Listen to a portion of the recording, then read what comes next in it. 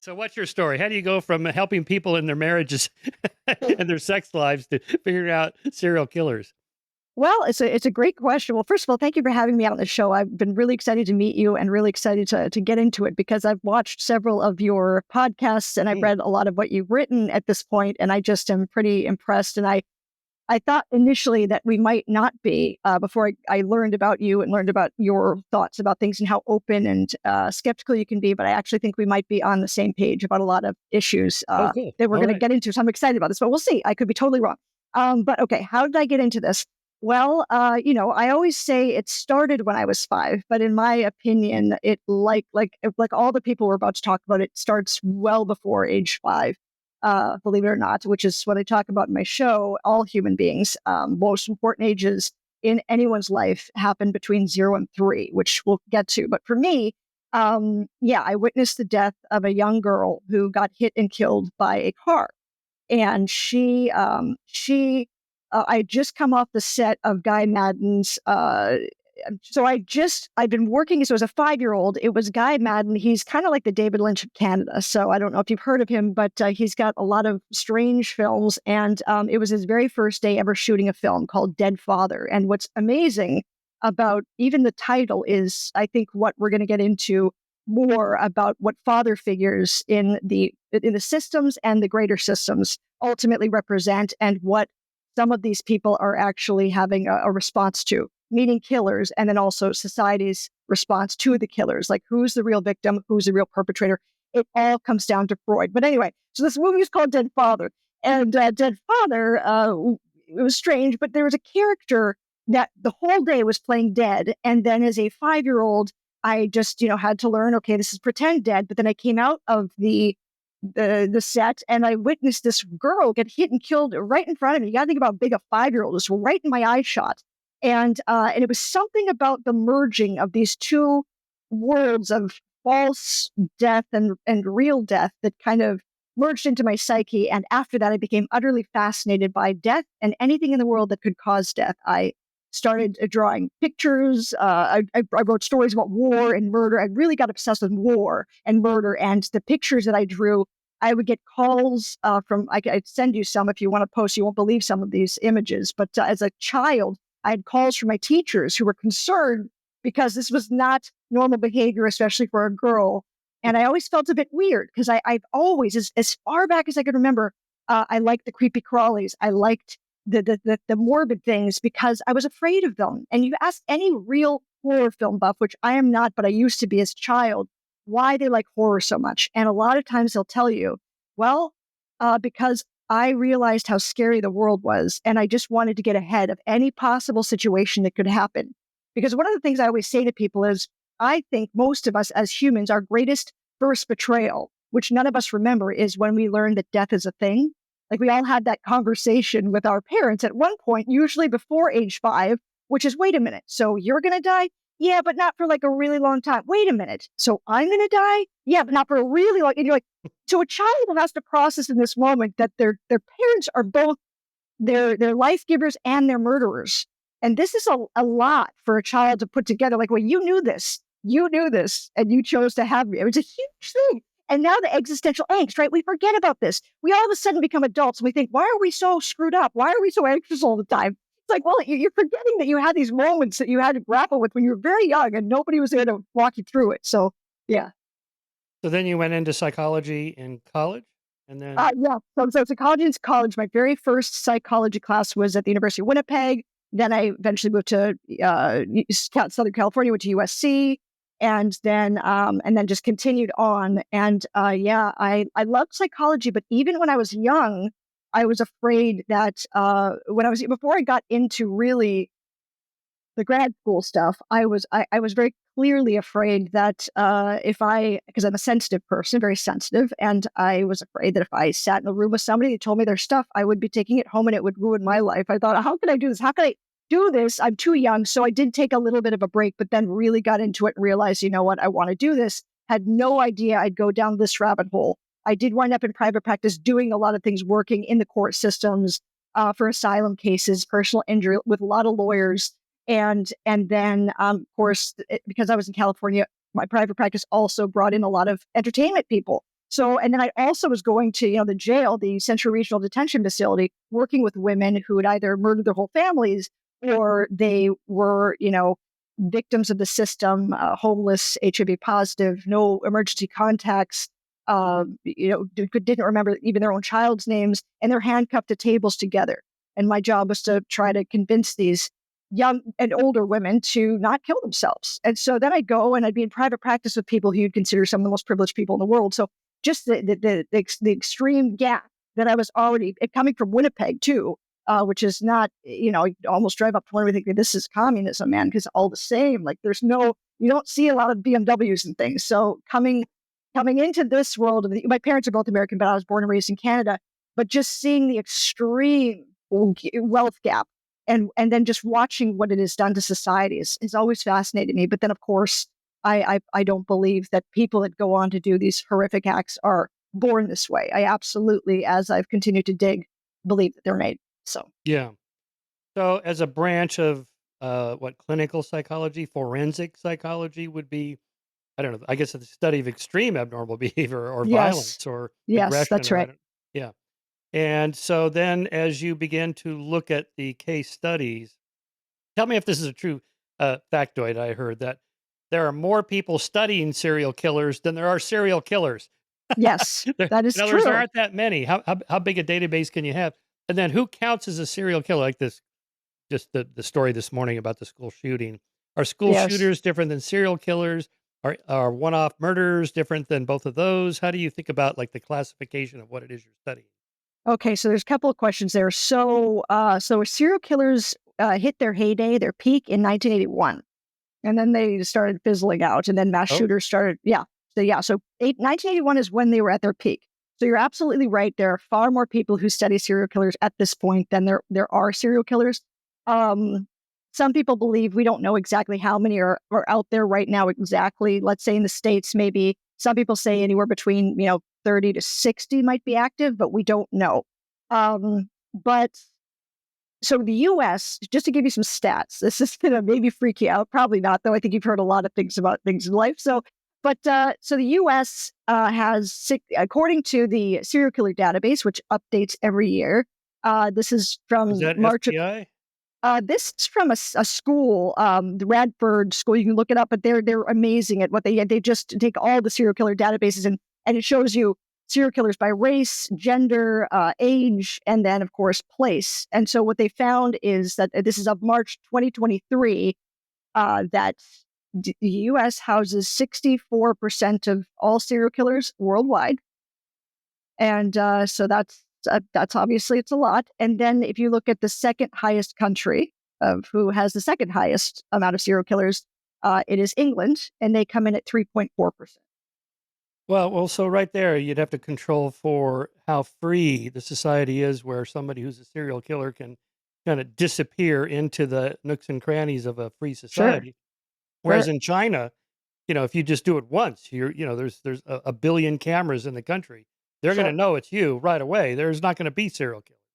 Sure. Yeah, I mean that's true, but yeah, and you would say what someplace like India, like that, it got quite a small number compared to us. I mean, these are big places that Mm, but I do think that, and then of course, then just look at now over to mass shooters, which was it's a point that we are, I think, what is maybe 70% of all mass shootings are in our country or something like mhm, that. I think it's around that amount.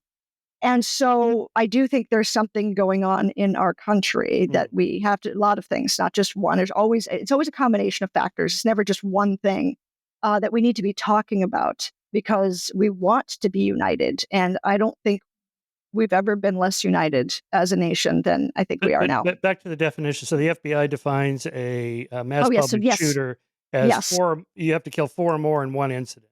That's the Yeah. definition of A mass. a mass public shooter. So Is that there would be a something public like shooter. that for a serial killer? Like Yeah. if So, they so kill yes. more than one in one incident, So it's complicated because, of course, I think Wittgenstein said we created language to F ourselves up. So we yeah. created these things. So it's like, well, so the FBI have bounced back and forth between two or more versus three or more when it Mm, comes to, and there's got to be a cooling off period. When it comes to, but for me, I believe two or more is sufficient because I study the psychology of serial killers. And so somebody like Ed Gein, who is the guy who's famous for, being, I guess, Norman Bates from Psycho was based on this character, Buffalo Bill from the Silence of the Lambs, and Leatherface from Texas Chainsaw Massacre, all were based on Ed Gein. And Ed Gein was known as the Butcher of Plainfield, a Wisconsin guy, isolated farmhouse. And even though it is thought that he purposefully killed only two before he was caught, he was grave robbing and taking bodies. And then some people think he may have also killed his brothers. That would put him in the three or more. But I think that had he not been caught, he would have kept going. And because of that, I say two or more. If you have that psychology, you are a serial killer. But some people say you have to have killed three or more to technically be a serial killer. It just Mm. depends on how you want to define it. Yeah. Well, just looking for an operational definition there of what it is we're talking about. So that's Yes. a pretty good start. And then, like with the mass public shoot or the school shooting this morning in Madison, Wisconsin. Of course, everybody wants to know, well, was he? How old was he? What was policy? Well, it's probably a general. Yes. Yes. And so immediately we always turn to, the motive. So this is what you do. It seems to me that's a hard problem. Like It is. what's his name? Luigi Mangione. Mangione, right? Mangione. By Yeah. the way, has he been nominated by People Magazine as the sexiest man alive yet? He's about to be, it I seems. mean, come on. He's getting The, close. the Getting coverage of close. this is insane, Yes. right? It is. But, It so of is. course, everybody, including me, read through his little manifesto and compared it to the Unabomber, Ted Kaczynski, because that he named him, right? And in Yes. his reading list, he had Jonathan Haidt and other social psychologists who was interested in these kind of Yes. topics. But what does that tell us? And, the little That's bullet right. cases that had the words written on it that the insurance company uses. Oh, there must be something about he hates profit motive capitalists or he hates the healthcare system. Was he screwed over by the healthcare system? It's not. So we're looking for what's the motive. So is that That's kind of right. how you come at it? Well, yeah. Well, okay. So you mentioned a few very good points. Number one, we don't know enough about this guy to make to even create a narrative. And yet, what are we doing? We're all creating a narrative, and Yes, that's something I think we I need to look know. at. And a lot of people are creating the narrative that suits their own feelings of if I were to kill somebody, this is what I would feel justified. And so they're putting their own personal justifications onto him, and they're pulling out parts. And we don't know anything about him aside from, yes, so a few people have said he's had this back issue, that he had back surgery, so he was in chronic pain. And then, so then he probably had a bone to pick because of the bullet cases. Again, we don't even know if this is the shooter. I mean, most people are saying, yes, he has been charged. He just hasn't been convicted yet. So, but we don't know enough about him. And we do, as a society, I think one of the things that is really fascinating to me about this case is the overlap between it and a case like the Menendez brothers in societal response. Because I have noticed, there's been a real strong, I mean, obviously more now with Luigi Mangione than even the Menendez brothers, but you were seeing even before this happened, how much people were coming out about the Menendez. And so I think that, what is this about? Like, why are people so, it's all about it all comes down to a couple of different things. One, there seem to be either two victims in this case and two perpetrators. So we had two people on the stand. So when you had the Menendez brothers case, you had the brothers on the stand. Were they the victims or were they the perpetrators? And you had the parents on the stand. Were they the victims or were they the perpetrators? In the same way, we have a larger father figure, which I think is what people are resonating with, that it seems that Luigi Mangione may have gone after, if that is the narrative you were going to buy into. Therefore, who's the victim? Was it the CEO who indirectly murdered all of these people by, just the very job that he worked? Mm. And then Luigi was, and the people he was fighting for, they're the victims. Or, or was Luigi the perpetrator, et cetera, et cetera. So it's just, I think that's important. But looking at what is this narrative about, both desperately wanting the approval of a father figure and then sticking it to him, wanting to punish him at the same time. And I think that's really a part of it. And also, who's the victim and also who deserves empathy. So, okay, so you've asked me about the motive. What do I look? I mean, right now, because we don't have enough on Luigi, I can't speak to his motive. I can just say that I can't wait to find out more. I can say that, yes, you can collect this information and make some of a case. We know that he wrote, I think that Ted Kaczynski was a revolutionary thinker. And I think that's kind of frightening. I mean, for me, immediately, what frightened me most about this case was that I fear this is going to be a big advertisement. As you said, there's more coverage on this case than any other case right now, at period.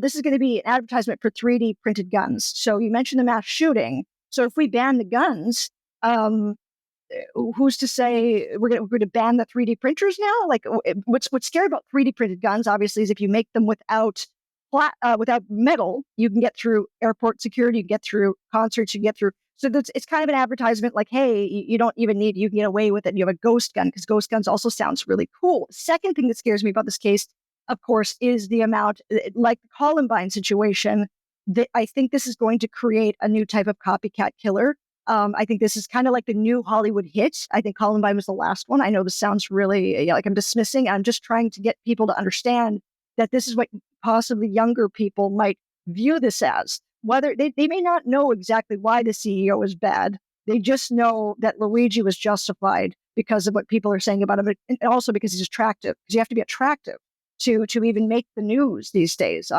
In some ways, in this way, like it just seems like, as far as getting this amount of attention, I don't know how people will be responding if he didn't look the way he did. I think, but yeah, the Mm. copycat thing is kind of frightening. I think part of it is, if I can make an analogy with conspiracy theories, that a lot of how things turn out in life is a lot more random than we realize. And there's nothing we can do about randomness and chance. So what we look for is, there's a hidden cabal going on, and we can identify them. Oh, it was the CIA, it was the mafia, it was the KGB, or it was, that guy. But in fact, it's scarier to think, well, actually, it's none of that. Nobody's in charge of the world. No one's running the economy. No one's, calling the shots. And that's actually scarier. And I think the analogously is that, we look for, well, he was bullied, or he had a fatherless home, or raised in an impoverished, crappy environment, or ran with gangs, or, we're looking for some causal variable that we can do something about. Well, we can ban bullying in schools, and we can help impoverished with food stamps and welfare and so on. We want to do something about this. But what if all of those are just sort of secondary causal variables? But in fact, a lot of the killers, they may not themselves even know That's right. if they're even going to do it. That's right. Because it may That's just right. be, I woke up this morning and bam, I just That's decided right. today's the day. Yes. Yes. Exactly. Continue though. I completely agree with Yeah, but this, I and mean, that's so I guess the part of the problem is, I mean, I love your formula. I read some articles you wrote, the bullying and the hormones and the sure. brain damage and the 3 to 5 and 5 to 8 year old, whatever the Yes. age gap Yes. for the single Yes. homes, all these things. Yes, I'm sure those are contributing factors, but you could find, a million kids that were bullied, none of whom become Yes. serial killers. They just, it just bothers them and they get over it or whatever. Yeah. You're right.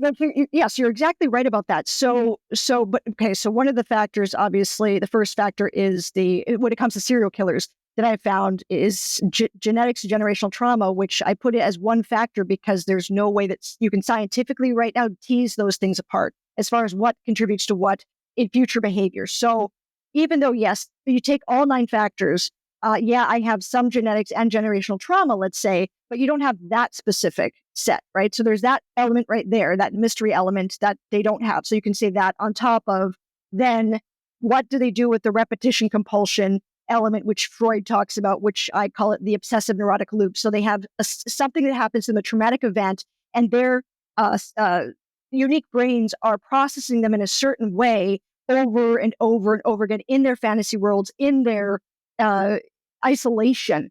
And then what is that doing with, okay, so there's a book called Why We Snap. I'm sure you're familiar with it. I think his name is Douglas Fields. He talks about the neuro stuff, the brain stuff that happens, like what leads to snapping. And he talks about the fact that we all have this kind of automatic response in our brains, because our amygdalas, which is a part of the limbic system, is the first part that gets set off. It's not like then you can make a conscious decision and later you can think about what you're doing. But usually we all have this, and he has his own 9 factors actually that talks about, I think he calls it life morts. And so he says of this acronym, you've got these different situations that if any of them happen, then you can find yourself snapping, so to speak.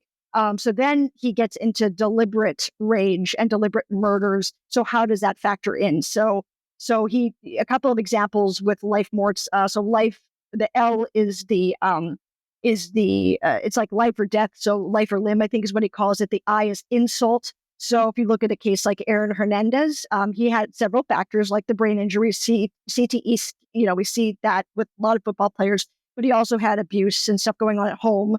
And but he was then insulted at a bar room, and there was something that set it off. Like, you are challenging my manhood. The duels that we see in history, the man, like, I'm going to challenge you to a duel. Like, there's a sense about that and what it means to feel disempowered in that moment, and then taking them out. So if these things get triggered, and then some are families. So like if you think of mama bears protecting their cubs, and then you look at it looks at the order of society. So if somebody cuts you off, that's different, like road rage. So he looks at all the different ways in which something in you could get snapped. So you take the factors, let's say, go back to the idea that I was just talking about, the obsessive neurotic loop or the repetition compulsion, because I believe that every murder in a strange way is actually a reenactment of something that you are still processing.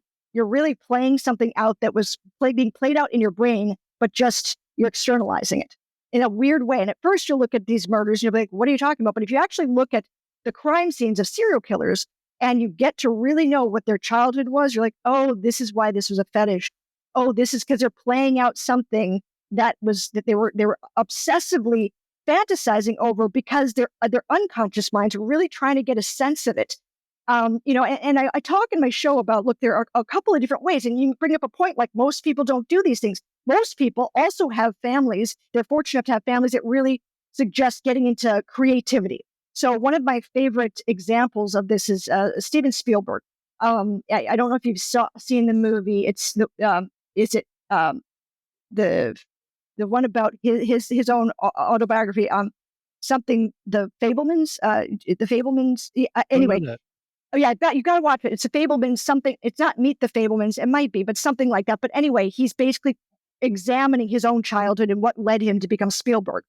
And what he's talking about is there's one moment, and this is where it kind of clicked for me, because I've been studying these people who do these horrible things, but then I also look at people who go on to do great things. And you've got this kid who he remembers being taken as a very little kid to a movie for one of his first times ever. And there's a train wreck that happens in the movie, and I think bodies go flying. And he really, this traumatized him because he's a sensitive kid. Most people that go on to do great things and horrible things are actually really sensitive kids. Even the shooters, they really are. So we have to look at then what's that about, but that's another topic. So he came home as a little kid, and he was playing this over in his mind, this train wreck, over and over and over again. And then when his parents asked him what he wanted for Hanukkah, he said he wanted a train. And, at the time, his parents had no money at all. And so to scrounge up to get him this train took a lot. So they did. But what did he do when he got the train? He started snapping them, because what he was trying to do was trying to figure out the thing that he was really up at night thinking about. And he can't tell anybody because he can't even maybe bring it into words. And so his mother was she was a smart woman, obviously, because she somehow put it together, because his father had they got upset. They're like, we paid a lot of money for this. You're destroying, and some parents obviously would pick up the train set and throw it on the ground. You don't deserve this. What's the word? You ungrateful little whatever, and then now you've taken a trauma, which was the original sense of this train wreck that he witnessed, and now you've doubled it while he's trying to process it by just throwing down the train set. And so there's something that it's a double whammy, and that in a lot of serial killers' homes, that's what happens. There's a violence that happens when they're trying to process violence that they were already traumatized by, and then they kind of get glitched out. Whereas what happened with Steve Spielberg was his mother, in the middle of the night, she was clearly a detective herself. She just said, he's trying to process it. He's trying to process it. So what did she do? She bought him a little camera, and she gave it to Spielberg, and she said, okay, we don't want you hurting your trains, because they're your toys, and you should be respectful to your toys. But what if you reenacted this train wreck for the camera, and then you could watch it happen over and over again? And there's something about being able to create it and process it in this creative way that helped him put things together. And after that, he became Steven Spielberg. Now, I know this is like, what? But believe it or not, things can go one of two ways early on in life.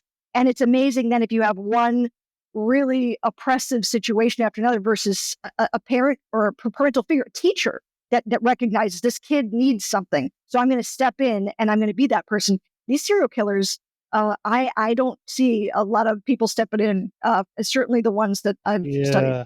I don't know. That sounds pretty heavily symbolic. I mean, Jeffrey Dahmer, Aaron Hernandez, Chris Watts, the Yep. Menendez brothers, Columbine shooters, Charles Manson, and so on and so forth. Charles Whitman, the Texas shooter. They all had some symbolic thing in their childhood. Well, it's not just a symbolic thing.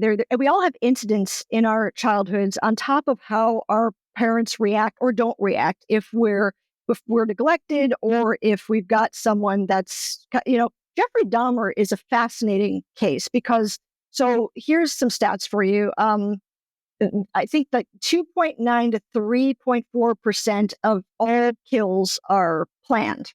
So most kills are unplanned. And so most kills, when people commit them, it's usually a robbery gone wrong or sexual assault that leads to murder, that kind of thing, right? And so when everybody commits their first murder that I have studied and that most people say, they experience PTSD. They all do, even serial killers. They experience PTSD, believe it or not.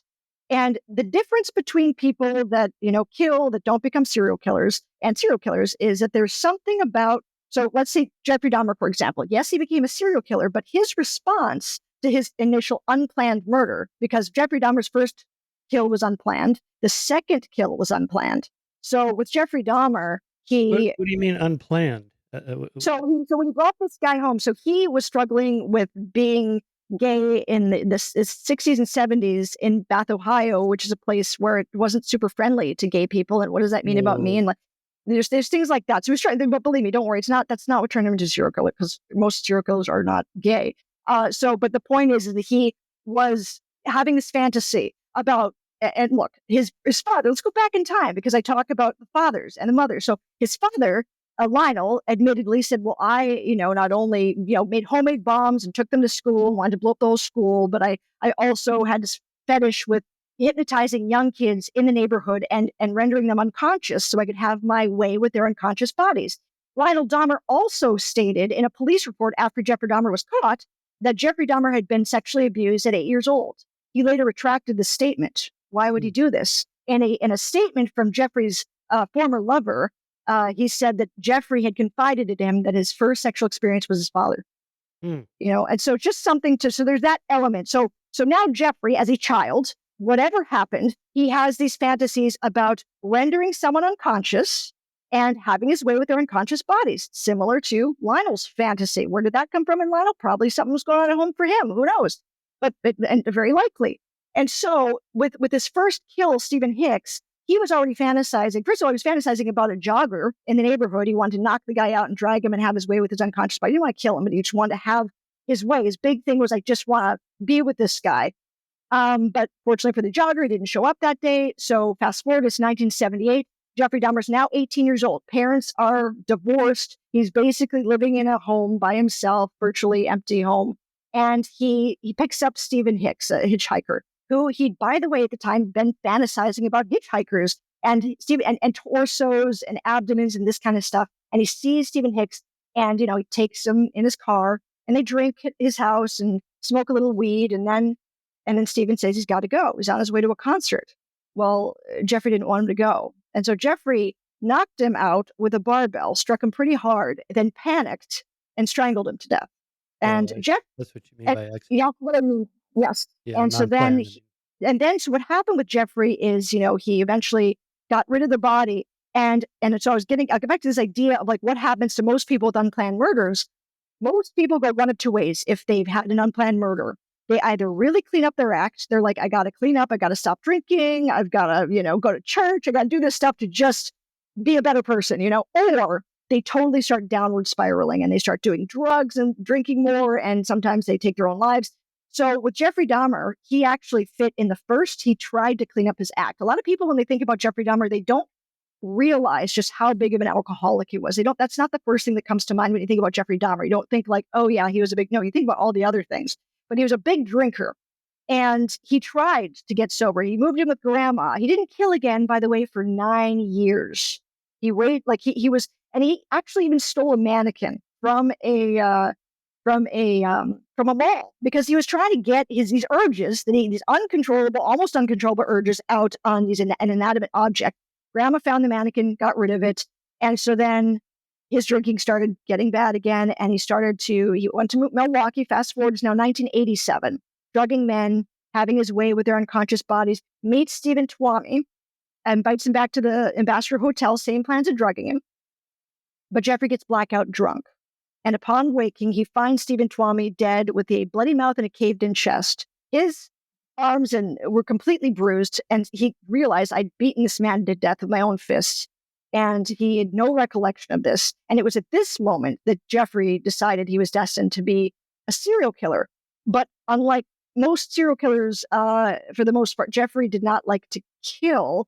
He would have to look away when he would strangle his victims, unlike a lot that strangle because they want to watch the life seep out of it. You're like, oh my God, this is Now, intense. by this, do you mean I can't control? I thought I could control these urges, but apparently I can't.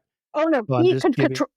No, I mean, meaning like the urges, and for Jeffrey Dahmer, they felt uncontrollable. But the thing is, he absolutely understood. What I like about the case of Jeffrey Dahmer is, unlike a lot of serial killers, when he was caught, he was completely transparent. Hmm. There were a lot of people that he named that he killed that would have never been found out that he was the killer. Had he, like the guy in Bath, Ohio in 1978, he would have never been linked to that.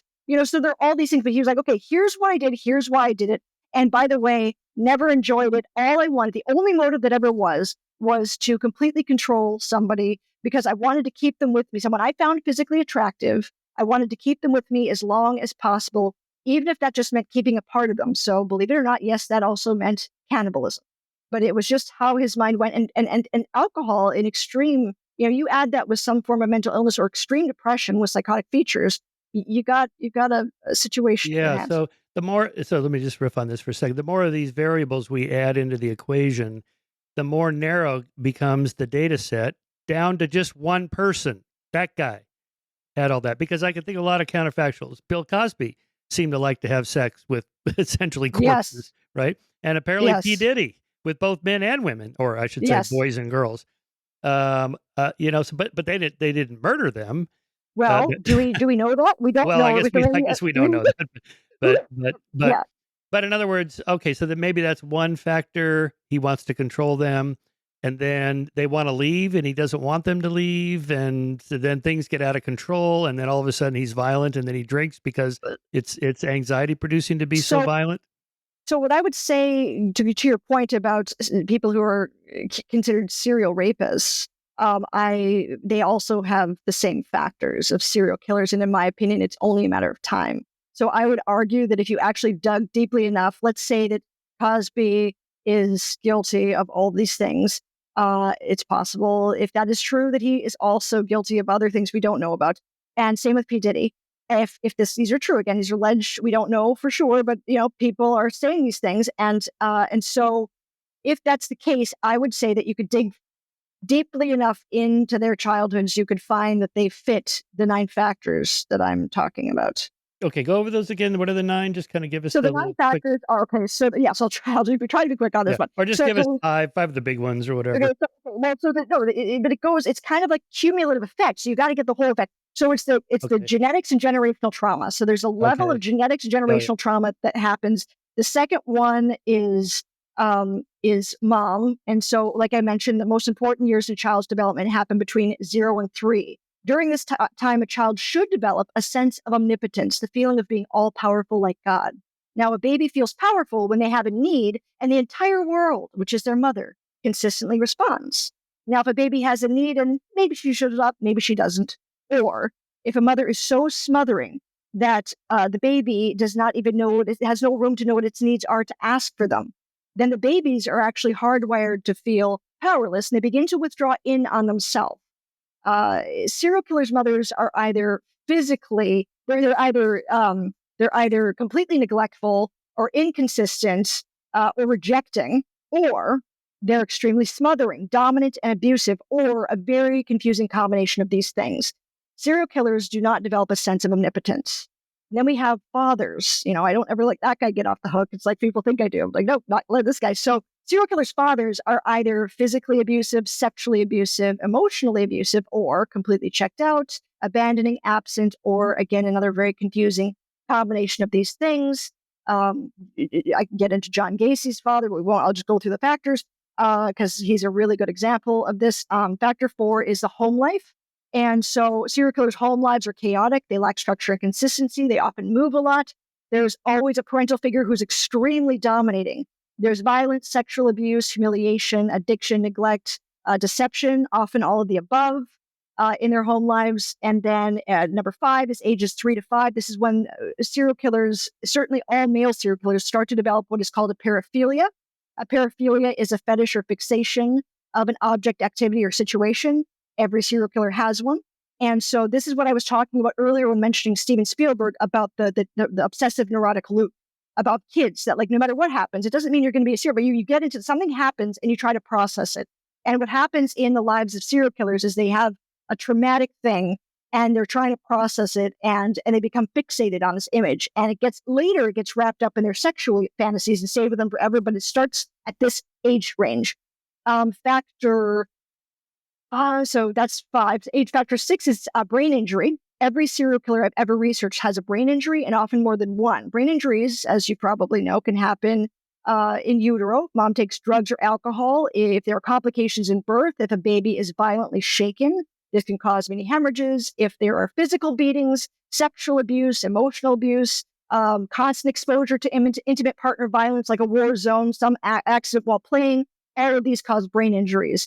And we now know that there's a little thing called limbic hijacking. We look at the so-called psychopathic brain. First of all, if you want to get into the brass tacks of psychopathy, I'd love to, because I don't believe it exists. I don't think there's any science. It's certainly not it's a great theory. I just don't see the science behind it. Because you look at Which theory? that there's psychopathy, that people are born bad seeds, because you look at a psychopathic brain, right? You look at it and you say to yourself, okay, well, there are a couple areas which we've said a lot. We've got the amygdala, which looks smaller in people who are considered psychopathic, and the prefrontal cortex, which doesn't seem to light up the same way. But these scans are taken well past the point that these people have killed. It's not like we've got studies with 10,000 infants where we're like, this one's going to be psychopathic, and this one, no, we don't have that study. We're just looking at scans after people have killed and said, well, this one was just a bad seed, rather than looking at something like limbic hijacking, which what limbic hijacking is, we know. So the amygdala is the emotional. It's where, when you feel it, it's a part of the limbic system, which is the emotional center. And when you experience a trauma or fear of any kind, that thing lights up like a Christmas tree. And a prefrontal cortex is used for like executive functioning, like math problems, judgment, impulse control, those kinds of things. And what we found is when the amygdala is lit up because of something traumatic or scary that's happening in your environment, the prefrontal completely shuts down. So in other words, if you're being chased by a bear, you can't do a math problem. Okay, so if you've got a kid, so first of all, apply that to kids, the boys who went off to war, World War I, right? We've got 16, 17-year-olds that were sent off to war. Now, these kids, and by the way, you have to look at the histories of serial killers' parents, because why was the peak in 81? Well, look at what was going on. World War I, World War II, the Spanish flu, there's a lot of elements on top of course, our culture and what it means to be a big man on campus. But anyway, so you've got a kid going off to war, 16, 17, and he's terrified because he knows he could die. And so his amygdala is going off. So how does he get that to shut off so he can focus? He's got to compartmentalize it. So he's got to shut that down so he can use his brain, so he can make sure I'm gonna survive. And so you got to think about then a kid that's raised in an environment like this. Again, I'm telling you, we don't have enough science. We are way behind in the science. So I'm coming up with theories, just like that psychopathy idea is a theory, that it just happens to be some people are born this way. And my point is, I'd like to see them prove it, because I haven't seen it yet. Because we don't even know. We know that our brains are highly plastic, and we don't know exactly what causes these changes. People that are taxi drivers versus London bus drivers. One goes one route, one goes all sorts of routes. They have different MRIs because they use the MRI studies to like show and prove. It's like, okay, was that person destined to be a taxi driver? Like, just because, no, we know that the brain is plastic. Neuroplasticity works both ways. People who are avid meditators have smaller amygdalas, like the so-called psychopaths. So this is just, so brain injury. I'll quickly go. So number 7 is, yes, bullying. I talk about bullying a lot because, so you take a kid who's in an environment, growing up in an environment that's incredibly hostile and scary, or neglectful, and then you go to school and you're incredibly withdrawn and insecure, and kids can sniff this shit out, for lack of a better term, and they get bullied for being different and weird. So now we're talking PTSD on top of PTSD on top of the whole world feels hostile. And now their fears, though, are starting to morph into unexpressed rage. And then you go to factor 8, ages 8 to 11. You've got, in every serial killer's life, there's another massive traumatic event that happens here, usually sexual abuse, severe bullying, or both. And they withdraw even further into their fantasy worlds, which now consists of two things: their paraphilia, which got activated between ages 3 to 5, and a world in which they are all dominant, like God. And they replay this fantasy over and over and over again in their isolation. And now, factor 9, that is hormones. So you've got a pressure cooker of everything I've just listed, building and building, and now throw hormones into the mix. I mean, think about when you were that age. When my hormones kicked in, I was like Linda Blair from The Exorcist. It was bad. Okay, so you probably could see it. Not good. So you've got a building that is already raging with fire on the inside. And you take a jug of gasoline, hormones, hurl it through that window, kaboom. Yeah, it's so then when they So do kill, how many yeah. of the 9 does it take to trigger somebody to become a serial killer? Okay, let me set this up. So, you cited in one of your articles a Pew study showing 20% of children have been bullied in school. All right, so that's like tens of millions of kids, right? 99.9% of them are never going to be serial killers. Correct. So how many other things? So then maybe they come from a broken home, or they had a father who was abusive. Okay, now so you're winnowing down the sample size, down to 1 million, down to 100,000, down to 10,000, down to Yeah. 1,000, and all of a sudden you have the, I don't know, 2 dozen serial killers that we have on. I don't know how many are there total. All the ones I've studied have all the 9 factors, and Mm. so that would be serial rapists and serial killers, people Now, who would why the Menendez brothers be in that category? I mean, they killed their parents. That's not serial killing, though, correct. I don't think right? so at all. So I think that the Menendez brothers is a completely different Okay, story, all right. and that's again it has to do with a father Well, figure and like Manson, I mean, every one of these is different. Manson, is he a serial killer? He didn't kill anybody. Well, except for correct. maybe that one guy out on the ranch. But the women, his girls, killed for him. Okay, so and I love that you brought this up. So I like studying killer duos. So we'll look at Columbine, we look at the Menendez, and we look at let's take a killer couple like Paul Bernardo and Carla Homolka. And then you look at cult leader and cult follower. If you actually look at the chemistry and the psychology of cult leader and cult follower, you see the same kind of connection as you do with killer duos. So one would say that in the Menendez killer duo, Lyle, who's the older brother, he was the one that would be considered just like Eric Harris in the Columbine. People considered them more, and I'm not saying that I agree with this, but they are considered to be the more psychopathic because they arguably had more of the 9 factors, if not all. Whereas the some called it like the masculine versus the feminine energies, if you will, in a coupling. The one that's kind of the follower, I'm believe me, you can shake your head all you want because I'm not saying that but I'm just saying this because I trying to get out. Like if you look at what is it in a cult leader, what is it their need for the power, and what is in the person that wants to follow along, and then there's something about the connection with those two that kind of ignites this chemistry that gets things kind of moving forward in the same way that Manson had it happening in his. Uh, we know that is what happens in killer duos. So Lyle Menendez, for example, was the one who maybe said we're moving forward with this plan because that's it. And Eric was like, yes, I think this is a good plan, but I think that there was a level of absolute kind of building up. And I think Eric Harris and Dylan Klebold, same thing. Eric Harris was somebody who was externalizing his fury with the world. He was more likely to maybe blow things up and do this. He wanted to, whereas Dylan Klebold was internalizing it, wanting to commit suicide, like he was suicidal. And if you look at the difference between boys, if they're sexually abused, versus girls, there's a difference in how they respond. Boys they are more likely to respond more sadistically, externalizing, like maybe lighting fires, hurting animals, lying, cheating, stealing, like that kind of stuff. Girls are more likely to be masochistic in their response, like self-harm, cutting, suicidal behaviors, and I'm not saying that if you become a sex worker, that means, but a lot of females who have become sex workers, they were sexually abused, and they continue a level of that in their work. Others would say absolutely not. I just like to do it, and fine. There's absolutely, I agree with both of those statements. But yes, so there's a difference between how boys respond to certain traumas versus girls. Why they do, I think it's a combination between society, societal factors, and biology. Boys have testosterone, way more than girls, and girls have empathy. I mean, estrogen. Whoops, that was a slip. But yes, Okay, estrogen and empathy. Yeah, yeah, there's a lot there. Wow. Okay, so yeah. again, we're looking for causal variables. Why did this person do that? Why did when they asked Jeffrey Dahmer, "Why did you kill and eat?" What was his answer? I forget. Why did he kill and eat? Like so Well, when you you go. said they asked him, and he gave him an answer. What did he say? I Okay, forget. he said the only motive that ever was to completely control someone I found physically attractive, and to keep them with me as long as possible, Oh, even I if that see. just Okay, meant keeping a part of them. I see. And so some people have uh, they've they've read into that and said, well, that also meant cannibalism. Obviously, is I that see. like it's Yeah. keeping a Okay. part of them? Yeah.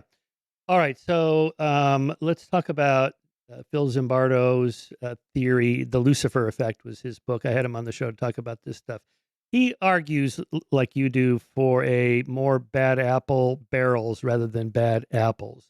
That is, the environment really Yeah. shapes these people, like the abuse at Abu Ghraib or in his own Stanford Prison Experiment, Yes. where he randomly assigned these college age kids to these different roles and they adopted them. Now, there's been some criticism of this, but I'm more along the lines of what he argued. I think he made his case there because you saw it in Abu Ghraib. So, in other words, these are perfectly normal people, and then if you give them a certain situation, they can act a certain way. Okay, there's a Yes. great film I recommend watching on Netflix called Ordinary Men. It's based on Yes, I know Christopher. the book. I have Oh, the you know book. the I've book? read it. Yeah, yeah. Yes. Yeah. Okay. I love this question. So I these like are, where you're yeah, I going mean, with these this. are normal Yeah. people, Yeah. but then they're put in this situation where they're sort of given a choice. You can go to the Russian front, or Yes. you can just sweep in behind the Yes. Vermont and just kill the Jews. And well, we're not going to tell you exactly what you're going to do until you get there, and then before you know it, one thing after another, and then they got to shoot somebody in the back of the head.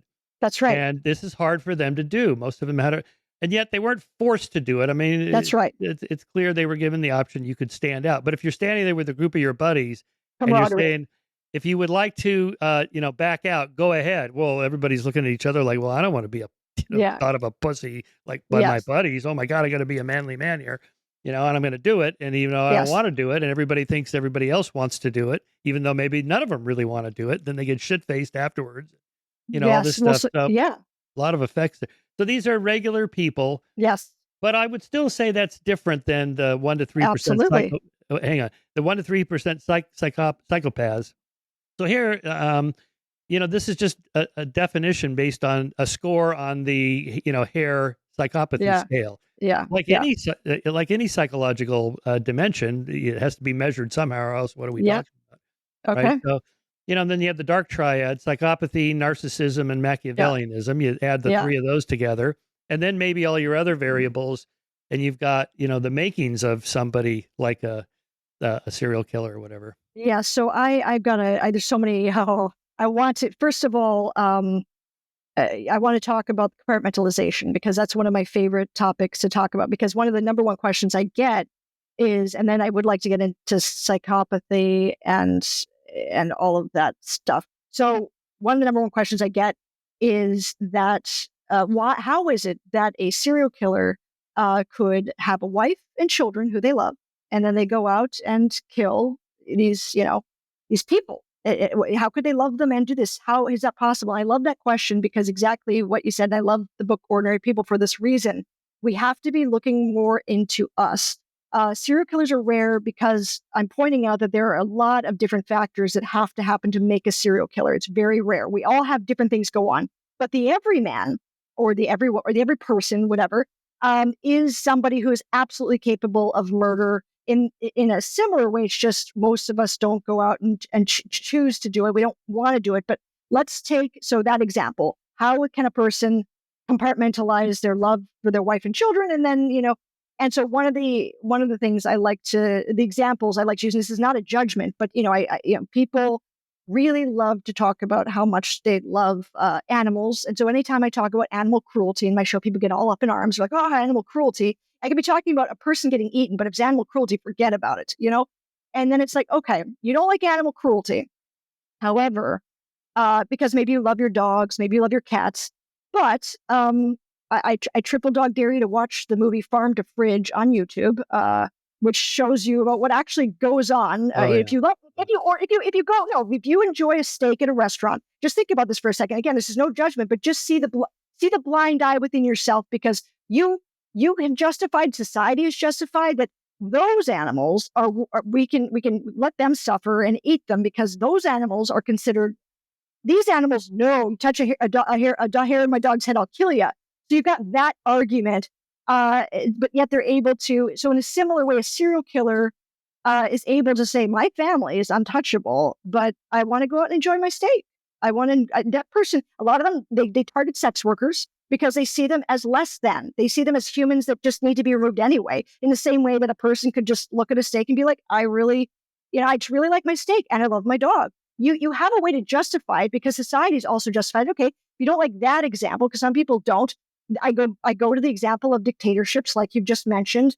And so does this mean that all Nazis born in Nazi Germany, were they born psychopathic, or was there something in humans that allowed them to have wives and children that they loved, and they were able to justify loading innocent women and children and men onto trains and allowing them, or like in the book talks about a pregnant woman getting marched out to a field, and they didn't have to be there. These guys, it was camaraderie. They wanted to. It was kind of like at some point they were free to go, and they were just like, no, they wanted to see they were it escalating. And so, what is it in humans is what we need to look at. So yes, I look at specific humans that serial killers are less than 1% of the population. They're very low.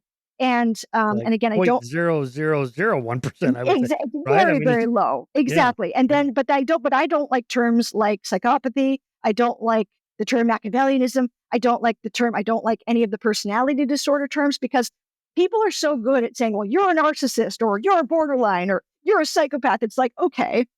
So what does this mean? Usually, if you look at, so psychopathy, first of all, there's no medical facts behind it. There's no agreed upon definition, certainly not in science, about what is psycho. It's not in the Well, DSM. if you score on the Oh, hair psychopathy scale. but I can tell you about Hare. So Hare wrote this book. I got a whole thing about Hare. So Hare is meant well. He's a fellow Canadian, like the guy, but he wrote this book called Without Conscience, which basically talks about how a guy is without conscience, has no remorse, is basically a shell of a human being, and that's how he describes some human beings. Then he came out with the PCLR, which is the Psychopathic Checklist Revised, Mm. which means that you've got someone like me. I get to go in and give people these tests. Now, what does that mean? So they get rated from 0 to 2. 0 meaning you don't have the symptoms, 2 meaning you're high up on the scale, and 1 somewhere in the middle.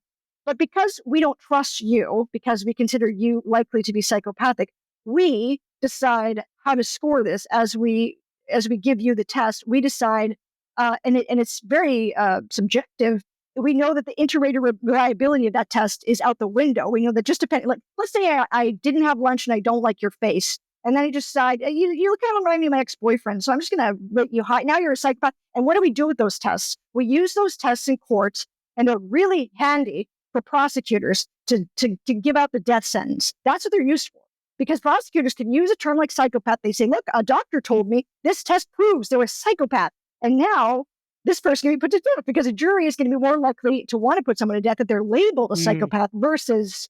I share some of your skepticism of labeling for sure, but we have to use language to talk about categories of things Yes, we're interested in, right? So, but we need to then what get would rid you of these terms. what would you call somebody that has low empathy and impulse control, and they don't really they don't mind read very well other people? Yep. They know how to They, fake mind reading, but I they would call these people like I would call anyone who is considered having a personality disorder, because in my field, the closest thing to what they call a psychopath is what we call antisocial personality disorder. It's in our personality oh, disorder. okay. All Every right. single type of person who has any, you could say borderline, narcissist, antisocial, it all comes from severe trauma. And something like antisocial personality disorder, that specifically comes from a combination of physical beatings and betrayal trauma that happens within the home, which is some of the things I'm talking about. So I believe we need to get rid of these terms because Hollywood and other places have sullied them. They are sullied. The term psychopath, you think about Anthony Hopkins, and his mask, they go, he's an evil mastermind. Or you think about Buffalo Bill in Silence of the Lambs. One of those guys is cool and one of them isn't, and just the way people, you think about narcissists, maybe Yeah, you think okay. about certain presidents. Fair But I'm enough. just saying, like, Yeah. these terms have been sullied. So what I would call people like that are people who have been highly traumatized. And we say, well, they're incurable. Well, who decided they're incurable? Have we actually done proper tests to decipher whether or not these people can be cured? We know that by ages 30, 40, and 50, they just naturally get better without intervention in prisons. Because as you get older, your hormones go down. There are things that happen, and you actually start developing connections with people older when you're getting older in life that would allow you to feel like, oh, life isn't worth killing people. And you also just don't have the drive like you might when you're in your Yes. 20s. And yes, you're Yes. behind bars. So, but Yeah, listen, I changed the labels. I would not call the, members of the Einsatz group and that killed hundreds of thousands of Jews, the Holocaust by bullets, serial killers, even though they killed Correct. serially. Correct. That's a completely Correct. different thing, mostly ideologically driven, although some got off on it. There was one story about a guard at Auschwitz who was masturbating under his coat while they were torturing. So there's some weirdos like that.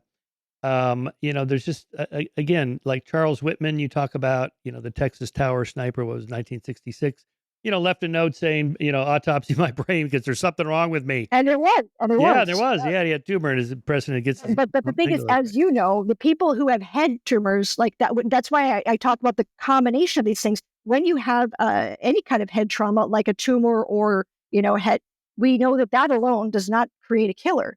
But if you look at Right. Charles Whitman's Right. whole life, his father beat the crap out of him on a daily Mm. basis. I mean, it was rough. So the combination of those things, like look at Aaron Hernandez, another one. He had a severe CTE, like the most severe case of CTE we've seen, and like his home life was pretty dang abusive, a father figure. So there are several factors that I think caused him to snap. It's never just one thing. We've done a good job of isolating things and then just excusing, like, well, there's a lot of people who have this one thing, so that but if we can look at the combinations, that will help us understand more about what then contributes to these behaviors. One of my favorite books on this subject is Adrian Raines' The Anatomy of Violence. So he has Yeah. interesting examples in there. Mr. Oft, OFT, had a orbital frontal cortex tumor, who was a middle-aged school teacher, perfectly normal, married to a woman who had a daughter, so his stepdaughter. Then all of a sudden, she finds that he had, what was it? He was inappropriate with the stepdaughter. That's right. So she turns him in. Then they find kiddie porn on his computer and so on. And then, in court, he pees his pants standing there in front of the judge or whatever, and is like, "Hey, there's something wrong with this guy." So they scan his brain, got that orbital frontal cortex tumor. Yeah. So they take it out, and all of a sudden, he's back to normal. Right. And then 6 months later, the wife finds kiddie porn on the computer again. Uh-oh. So they scan the brain, the tumor's back, and so on. That is a clear example of a tumor causing the behavior. So we think of it as a medical condition. So Adrian Raines' point of this is he then takes another huge section, maybe 6-8 pages, on this Donta Page, who was a young African American male who raped and murdered a college student in Colorado, and he'd already been found guilty, and it was should they life imprisonment or execution. So Adrian Raine was on the defense side to just argue for life imprisonment instead of executing him because of his background. And the background is like the most horrible thing. Like all the variables you have, Yeah. they're all in there, right? So Adrian's point is, well, you can see the tumor in a scan. It's Yeah. harder to see your 9 factors That's right. in a That's life. right.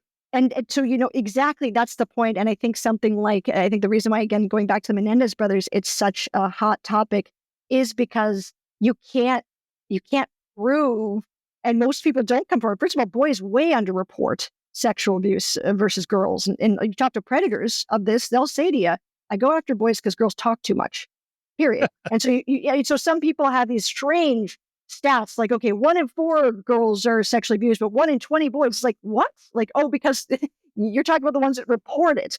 So with this guy you're speaking of who had the tumor and then he took it out and then of course it grew back.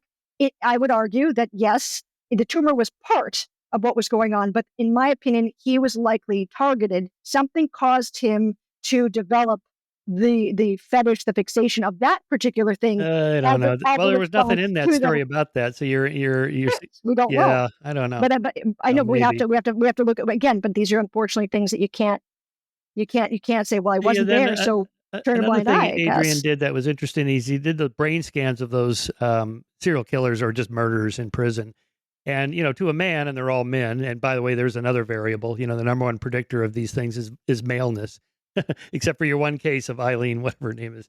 Uh, yeah, that was and that stands out because it is so rare, and that's but, the idea that so in his brain scans, he showed the, prefrontal cortex is basically quiescent. It's just shut down, and all these Mhm. urges are bubbling up, and there's no break. But, I don't have those urges bubbling up in me for which I need a break. And thank God I have a break because otherwise I'd be out there raping and killing and murdering. I Yeah, wouldn't be because it never occurs to me to do that. I don't correct. need a break. So why are these guys? Yeah. So this is, I guess, your point. Why are these Yes, guys? that's They don't right. have a break, but why do they need a break in the first place? Why are they having those urges? Well, again, it's a combination of things. So one of my closest friends has cerebral palsy, for example. He has half of his left frontal is gone. And when the doctors saw him, they were like, well, this guy is going to be completely nonverbal. This Oh, guy, they had a lot of, and he's the most verbose person I know. He's one of the smartest people. He's brilliant. So my point is, we still are very much in the dark about how the brain works, how neuroplasticity works. There's so many things. I'm just merely saying what I have found is that I think that there are injuries to the brain with the various things I've mentioned on top of certain environmental factors that I think those combinations are creating, and it's unique for everybody, but it is creating something. Mass shooters are a bit of a conundrum in some ways because they don't have the nine factors. But I do think there's something in society that's going on that's kind of veering them off yeah. in that Well, it direction. could just be they snapped and they met the Yes, that's right. The definition, but snap. That's right. Exactly. like the school shooters and so on. Yes. Okay, now back to the Menendez brothers. I watched all Yes. those. I watched the Netflix docudrama, the drama, and then I Yes. watched the documentary to accompany it. And so, all right, why the fascination with those guys? Is it back to because they're good looking? Because you mentioned that factor, and I Yes. The remember when that Pipers. trial was going on, when Leslie, what's her name, had her boys in their sweaters, Her and oh, they're boys. so Yeah. handsome and nice, and had they been unattractive black guys, it'd have been like, well. Fry them, right? I mean, our society's not very fair about these things. Agreed. Agreed. I think that's a Um, great point. but is there a legal case to be made for them being let out now? Why? What would the argument be?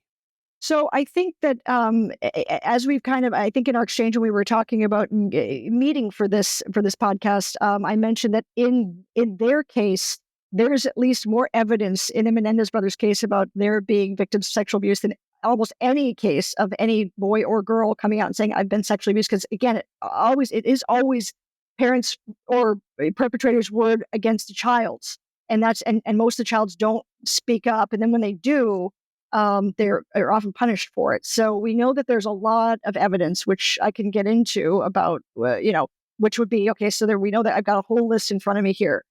We know there were, first of all, Lyle told his cousin Diane well before, and we have letters that we know that Eric told his cousin Andy. He wrote him a letter that they found after Andy passed away that he wrote before the murders, and just that this is still happening, that several family members testified that if Jose was in the bedroom with the boys, you weren't to go down the hallway. There were noises that came out. He would shower with these kids. There's the naked photographs, which people are like, well, I think the kids took them. It's like, well, the way that they're set up with the what's the word for the film? The when Yeah. I'm talking about the film like the that comes out when you see the dang it the Well, were you thinking about that? Let me back you up for just a second. okay, All yes. this evidence, I've read all this stuff, and Yes, it's like, so you know this, did yes. did that come out in the first or second? The first trial So was a well, the hung first jury, trial. right? Okay, Yeah, first trial, and it wasn't allowed in the second trial, right? correct. They did not bring this up in So, the okay, that second. would be your legal case. They did not That is really get a fair yes, trial in the that's second. right, agreed. They didn't, and they've been in. So my other argument would be, look, so the one thing I look at, because as I mentioned, like, okay, so a lot of these cases, you don't have proof about what's going on behind closed doors. So my question is, where do boundary violations come from? And what I've found is that boundary violations beget boundary violations. Boys, like I've said before, respond differently to sexual abuse and different boundary violations than girls typically. People called it the McDonald triad. Some people like, okay, well, if they go and they hurt animals, or if they, light fires, or if they wet the bed. wetting the bed, of course, is one that many kids do and doesn't mean they were sexually abused. But again, it's a combination of things. And I ask people this because, of course, they were accused of. So to me, boundary violations were happening, which caused them to obviously do the ultimate boundary violation. But I ask people all the time. I'm like, so if your parents, and I ask the whole crowd when I'm talking, in my shows about this, I'm like, think about this: if your parents were billionaires, uh, and you, if you kill them, you would just get their money. Would you kill your parents? Probably not. It doesn't matter how much money your parents have. Most of us would say no, right? So that's just the answer that most of us have. So if it's not about money, let's just, because you give a kid love and affection versus a bag of cash, the kid's going to want love and affection. But if it's not about money, because most people wouldn't, and because, by the way, if this were a thing, if kids just wanted to kill their parents for money, it would be like, I've seen the movie Children of the Corn, but Children of the Corn is a movie where kids are just like, well, we don't need the adults anymore. Let's just get rid of them. And kids would just be like, well, we want money and our parents are kind of worthless now. So let's just kill it. It's not, I mean, it's so, But they did yeah. go on that spending spree after they murdered their Yeah, parents. because I get, okay, so what were their values growing up? Again, you and I maybe didn't have come from that kind of wealth with a big man like their father. Their father Yeah. was like a larger than life figure that, like, to the Menendez brothers, their father probably was the richest man in the world, the most powerful man in the world. I mean, when you grow up in a family system, it's amazing because your family is your whole world growing up. And then the world becomes your family, meaning you project your family system onto the world. And then who you are in that world, you become in subsequent systems. We kind of repeat whoever we are character wise in our original family into the subsequent systems. So yeah, they went on a spending spree because they were like playing the big, like, boy, what do you do now? You're a big man on campus. Like, they played that role. It's identity, but it wasn't like I don't think they even understood, it's not like, I think they didn't realize they were just inheriting five. I don't think they knew what they were inheriting. They just wanted freedom. And I think they snapped. Speaking of snapping, there was a level of disempowerment that led them to feeling trapped in a way that caused this to happen. And, And then the and other yeah, thing you hear is, why did they have to kill the mother then? yeah. So I think and believe me, I've gone back and forth with this for I me. mean, it just There, blew her face off with a shotgun. yeah, yes, I agree. It's pretty It's upsetting. brutal.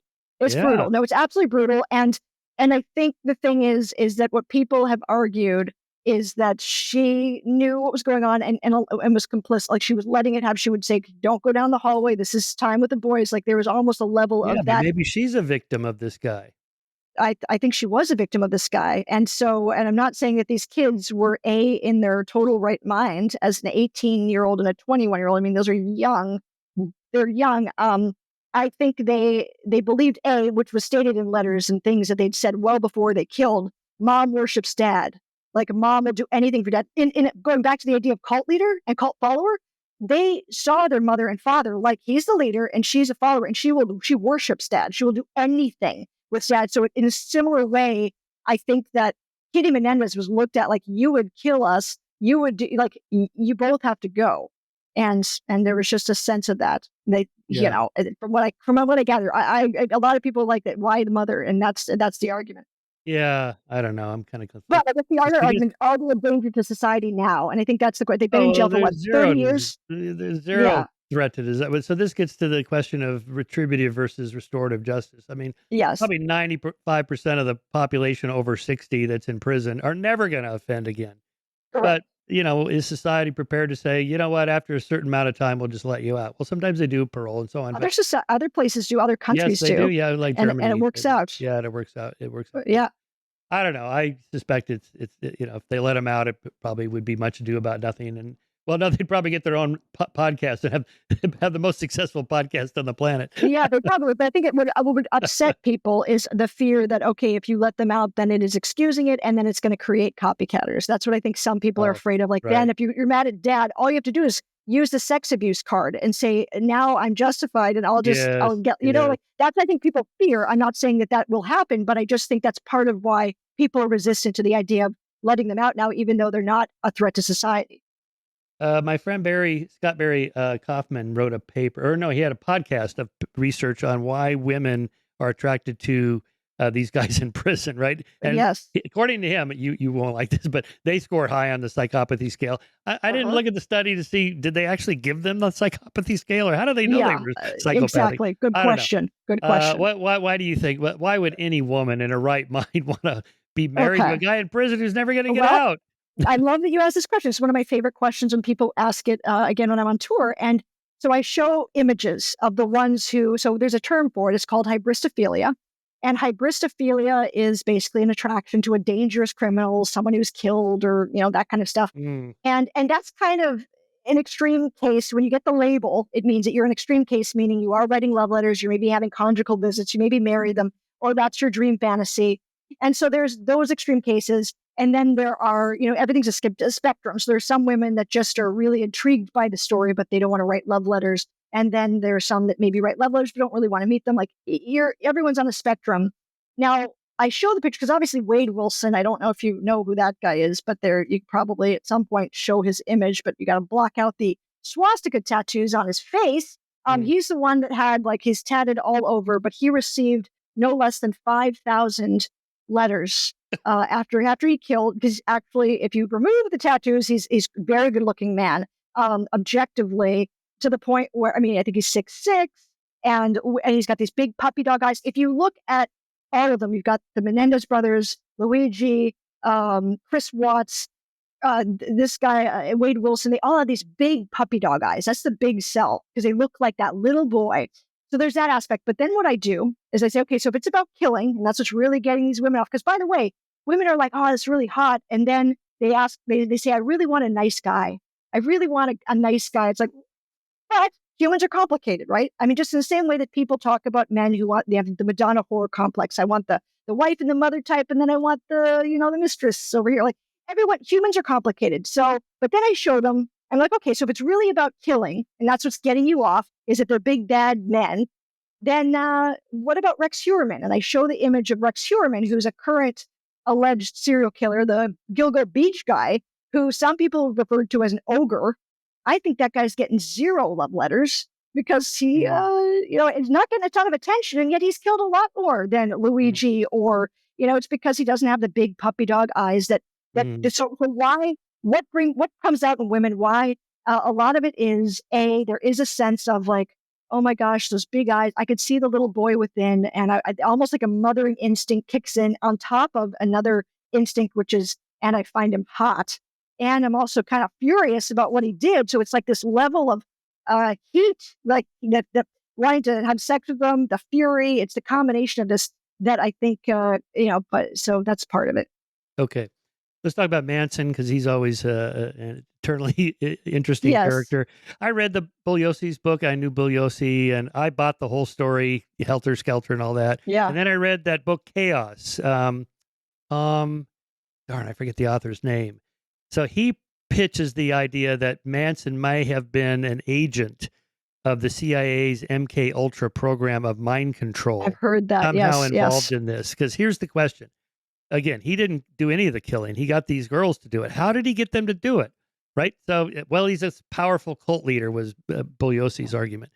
But also drugs and sex and LSD. He was maybe giving them some high of it doses. LSD, yeah. Yeah. But Yeah. that just made me think when you were talking about these women attracted to these guys. Manson's not a good-looking guy. He's short and pretty unattractive, but he's a musician. He knew the Beach Boys, and everybody loves a rock star. And then he had some kind of mind control over them, But maybe see, with this the goes drugs. back to strangely, it goes back. He did have the big puppy dog eyes. I mean, you got it. Oh, I mean, I was odd. So, like, okay. even though, there's something about that he had big eyes and he was charismatic. And some people, I mean, yes, he was shorter in stature, unlike Wade Wilson, but I didn't even know how tall Wade Wilson was until I heard, oh, he's 6'6". I think that it's more like that there's a daddy figure and then there's the little boy figure. And if in the same way that like the mommy figure and the little girl or the little what like it's the combination that gets people excited. And I think that with Manson, they felt both that they were being saved by him and that they were saving him because so I think that he gave them high doses of LSD, and according to Then I what wonder I've if this read. the sex also where the women get more attached than men do. Men can have more indiscriminate sex than Sure. than women, and Yes. so maybe there's some of that. Absolutely. And then the question is, why did the girls go along? What would be your explanation for them actually committing? Those were pretty brutal murders. Is it just the drugs? Is there something else in them? They were So runaways and so on, except for the one that testified for Bugliosi. Was it Susan Atkins or the other one? yeah, Who said y- who she actually left the scene and then testified. yes. So what I would say about, okay, so again, this comes down to father figures. This comes down to father figures in the sense of, okay, so what did the Menendez say after they killed their parents? Our dads would have been really proud. When we take this Wade Wilson character, and after he ran over the second woman that he killed, he called his biological father. He was adopted, so he called his biological father to say, "Look, Daddy, look, I got to tell you what I did. You'd be really proud." And in the same breath, you made me this way. Mm, So it's almost like this desire to both make Daddy proud and stick it to him. It's this weird mm, combination. I think that you could say that that's the combination in a Menendez. You could say that's, we don't know enough about Luigi Mangione, but let's just say hypothetically, he's sticking it to the bigger father figure. So I want to make society proud and also stick it to the daddy. Like there's just elements of this. But I think that this feeling of I want to make Daddy proud, and a lot of these young women really, again, you look at the cult, like I will do anything you want, and I'll win the affections of something much earlier that didn't get addressed when I was a child. Like the reason why they were so susceptible to this level of power and wanted this type of figure is guaranteed that you go back to all their relationships to their family of origin, and something was askew. mm. Yeah, maybe. It's hard I to mean, who know. knows? I've Yeah, just from what yeah. I've studied, but I know. yeah, I'm always waiting for Yeah. someone to show me the proof that this isn't the case. Well, then there's always also the kind of power dynamic, right? The Henry Kissinger Yes, effect, right? The women were yes, very attracted to Henry Kissinger. He's an ugly yes. guy. Well, Yeah, it but doesn't he's matter. Henry Kissinger, right? Doesn't matter. That's right. And Powerful, money, powerful, power powerful. and money seems to make a difference. Yeah. So again, if we take a population of, let's say, I don't know, 100,000 people, and you started winnowing it down by your 9 variables, and you got it down to like 1,000 people, how many of those could you pick out and go, that's the one who's going to be a serial killer? That guy's going to be a school shooter. And my answer is no, you can't. Nobody can. Sure, And that's and fair. this is the problem with like screening for terrorists at the airport or Sure. whatever, Yes. like we're going to use these criteria. But I don't think it's possible to know who's going to be a terrorist or the school Agreed. shooter. We will And never, I think part of that is because I don't think they know until they it don't, happens that's a lot of right. times. Like That's it right. leads up, Right. that's what happens. So we don't, I think humans, while we're complicated, I think one of the big disservices that Hollywood has done is created this idea of the evil mastermind, like that, Mm, ooh, they all, it's like you ask a serial killer. I think Dennis Nilsson, who's kind of known as the Scottish Jeffrey Dahmer, because he had mm, exactly identical kills. And I mean, first killed 1978. I mean, it was really wild how they are very, very, very similar in their nature.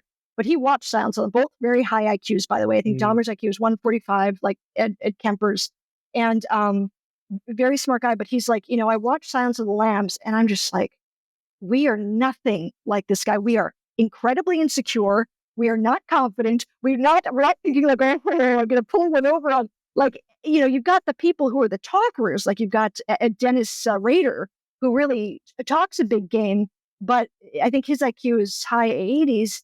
I think the ones that act like they're the big masterminds are not, and the ones that you think would be. I mean, I guess Ted Kaczynski had a very high IQ, and he's considered a Stephen serial killer. Kaczynski, another interesting case, right? Mental Yeah, another illness interesting case. obviously has to be He a had factor. schizophrenia. Oh, he had schizophrenia. Yeah, but also very bright, but Very had bright. this, ID fix in his brain, it's civilization is going to hell because of technology, and I'm going to do something. I mean, no right person, whatever they may think that. Yes, You can read it's a lot of, exactly. stuff online and books Yes, about that are anti-technology, totally. anti-capitalism, and so on. Yes. They sound just like Ted Kaczynski, but So most of Ted, those people are never going to send pipe bombs to anybody. exactly. And Ted Kaczynski, something like he wanted to live in a cabin in the woods, and he was annoyed that people were infringing upon his cabin life. And then he just started targeting innocent people and putting in the name of anti technology. But he also talked about animal cruelty, like hurt dogs. He went after a toddler. Like he wasn't the nicest guy. Yeah. But he killed innocent and hurt a lot of innocent people because he came up with a cause that justified his actions. And I think that's Another one of my favorite books in this area is Roy Baumeister's book. It's just called Evil, where he uh actually went and interviewed serial killers, a lot of these murders and so on. yeah. First, he debunked the myth that they're low in self-esteem. No, they're actually high in self-esteem. They think a lot of themselves. And most of it was pretty moralistic in nature. Well, I'll tell you why I killed him. He insulted me in front of my girlfriend.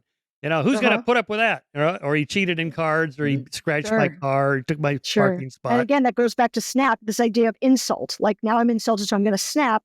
And usually, I bet you the ones that he found that they seemed higher in self-esteem were not serial killers as much as just the Right. people who That's kill. right. Yeah, killers. Yeah. That's right. Yeah. Yeah, and then let's see, there was something. Oh, yeah, proximate and ultimate causes for evil. You're working on a book on evil. What do you mean by evil? I mean, Well, this so is one that's of what I these mean. terms. Is again, Yeah, it's the term psychopathy drives me bananas, and yeah, I'm okay. trying to point out the fact that look, I don't think it should be my job to prove to you that it doesn't exist. It should be someone's job to prove to me that it does.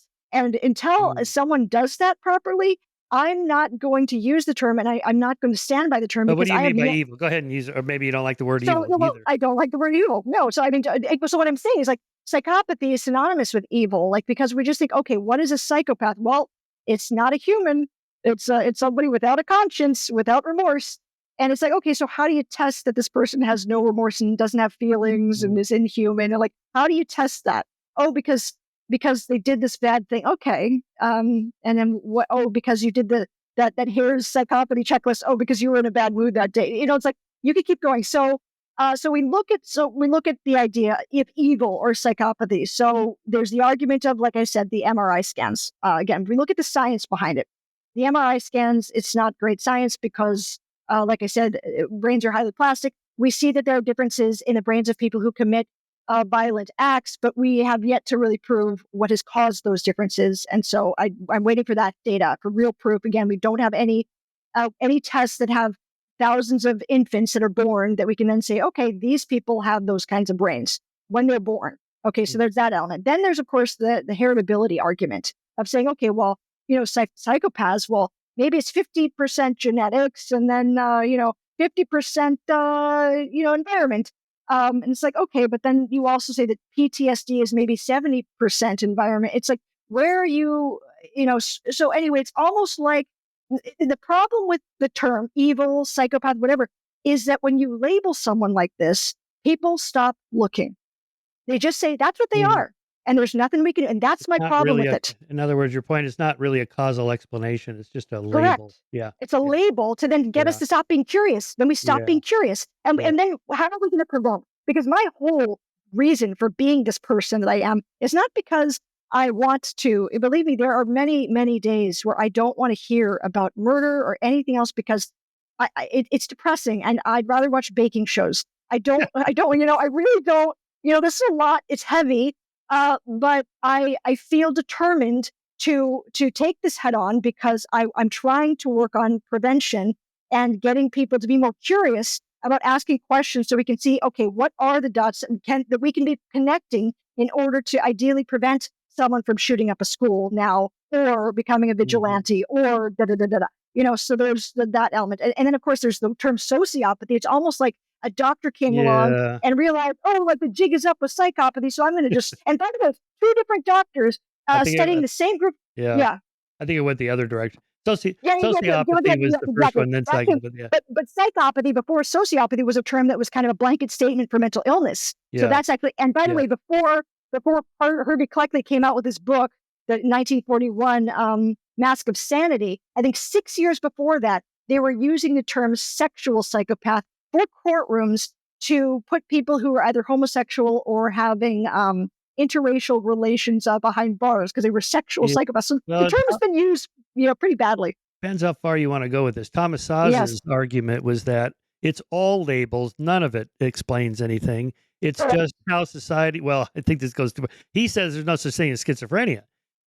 There's no medical condition at all. It's just how society describes people that are not in the bell curve, right? Sure. And I don't think that's true. I mean, there's a genetic and, neurochemical But there's effect also to a, it. a familial thing. Like I think there's a really good movie I highly recommend watching, Six Schizophrenic Brothers, which look at the fact that six of I think 10 siblings had schizophrenia, and I think all six of those ones were sexually abused. So what they found is that yes, there is a gene that is connected to schizophrenia, but there has to be a certain environment that activates the gene. Yeah. And so it is again a combination. So we have to look at the combination. Well, it's a little bit like, well, counterfactual causality, right? So Alzheimer's, Yeah, the plaques and tangles are associated with Alzheimer's, but there are people that have Alzheimer's and they autopsy their brains, they have no plaques and tangles.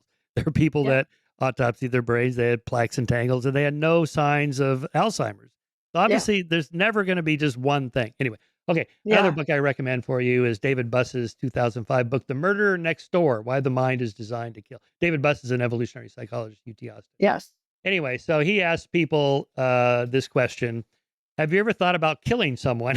And so yes, the answers are just startling. As he said, nothing prepared me for the outpouring of murderous thoughts. My students yeah, reported that actual homicides were just the tip of the deep psychological iceberg of murder. Could actual murder be only the flagrant outcome of fundamental human drive to kill? To find out, so he found out. Let's see, 91% of men and 84% of women reported having had at least one vivid homicidal fantasy in their life. One yes. man who acted on these fantasies from a group of Michigan murderers whom Buss studied said he killed his girlfriend because, quote, I was deeply in love with her and she knew that. It infuriated me for her to be with another guy. Jealousy is a common motive, as evidenced in another case of a man who flew into a jealous rage during sex with his wife. Why? Yes. According to him, she asked, how does it feel to fuck me right now after someone else fucked me? Well, Yeah. Yeah. yeah, Yeah. okay. He Yeah. strangled her to death. And then let's see. Here's this police confession by a 31-year. Oh, no, no. Here's a case number S483 in Buss's study. 43-year-old woman thought about killing her 47-year-old boyfriend. I had this vision of putting poison in his food.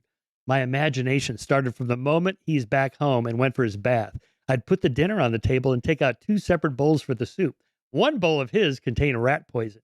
Without suspicion, he will finish the soup. Then I visualize him suffering stomach pain. Then white bubbles come out of his mouth, and the next thing he collapses. Now, they don't act on these, but then Yes. another Yes. one, a 19-year-old woman said she wanted to kill her ex-boyfriend after a series of events over the course of their relationship. The things he did to make me think about killing him were as follows. He tried to control who I saw, what I did, where I went, what I thought. He tried to control every aspect of my life.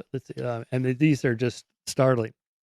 Uh, oh, let's see. There was another one who said, anyway, I mean, you get the point here. Oh, Don. Yeah. Oh, this was Bus cites the case of an Australian man named Don who was killed by his wife, Sue, after 14 years of abusive marriage.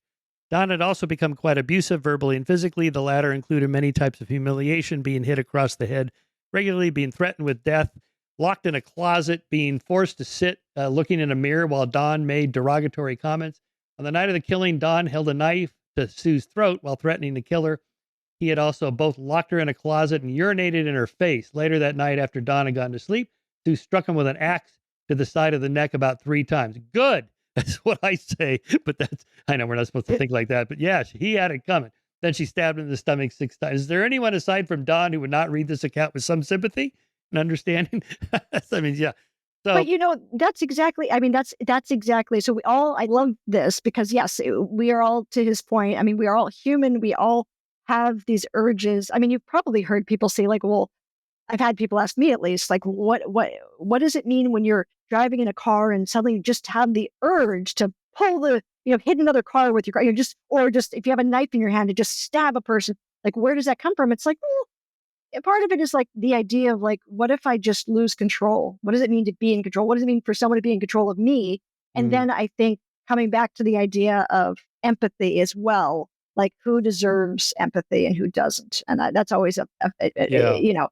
as far as like when you read something like that, well, of course, the guy, he's a bad guy, so he just deserves to die. It's like, okay, well, who gets to decide that? I mean, when you look at both, what I think is interesting about the Luigi Mangione and the Menendez case is, like I said, you have two victims on the stand and two perpetrators on the stand. You've got people that think the CEO was the guy who indirectly killed a bunch of people, so he's the Mm, mm, perpetrator, and and I just think that I think we need to study.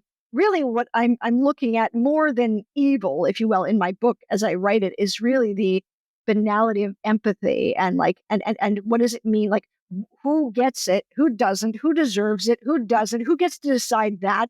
It's an interesting thing to me that like we create narratives, and so long as they match up with ours, there's a us versus them. You're in my tribe, you're not in my tribe.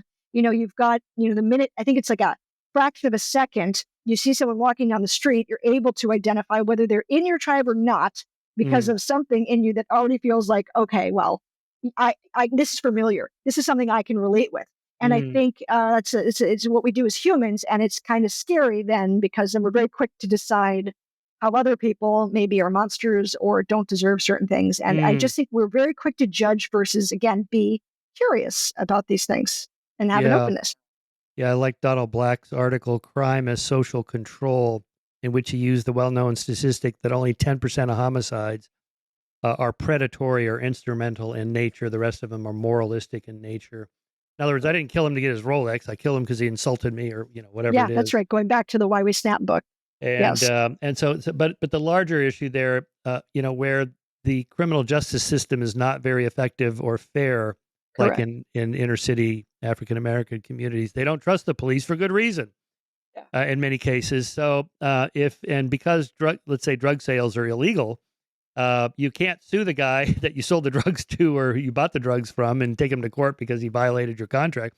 You just have to issue justice on your own, right? And if Yes, there's a hundred, yes. but what is there, 400 million guns in America? I mean, 500 million. 500 million, whatever it is, Yeah, it's huge, more than people. So, so that this is what leads to these, kind of spikes in homicides.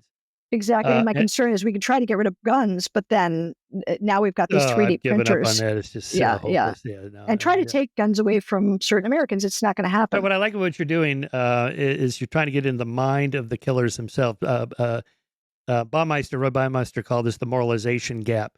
Most of the time, when we think about these kinds of issues, we think of it from the victim's perspective. So, what Roy Yes, said, let's look at it from the point of view of the killer, the perpetrator. What is he thinking?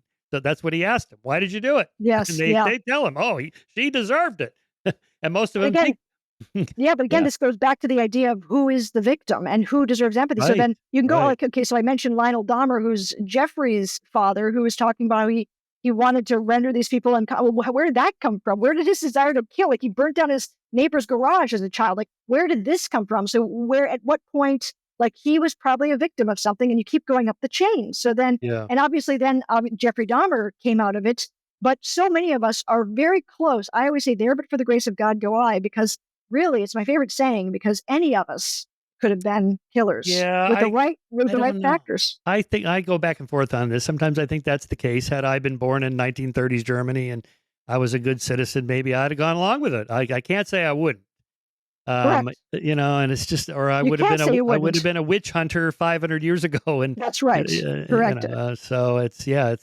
I think it's good to take that approach just in case because you don't know, Yes. You don't know. right? You don't know. But Right. I'm assuming that any of us could be because I think that the more you explore your own soul and you look at your own darkness and you look at the fact that, wow, that thing that triggered me so much about that person is actually something I do. Like we're all human. Like the more honest you are with yourself, the more you realize, holy shit, at any point I could be this person had just a few things been a little different. Or if I was, 18 and yeah, a few things like you can't know. But to me, if I were to bet in Vegas, if I had $1 million, black or red, you have to pick one. I would say that any of us could have been any of the people that Yeah. we judge or call monsters. Yeah. No, too much. Okay. Um, So I'm curious how you're doing your stage show. I've never done anything quite like that. I write a lot of books. I give lectures, but I've never done a stage show.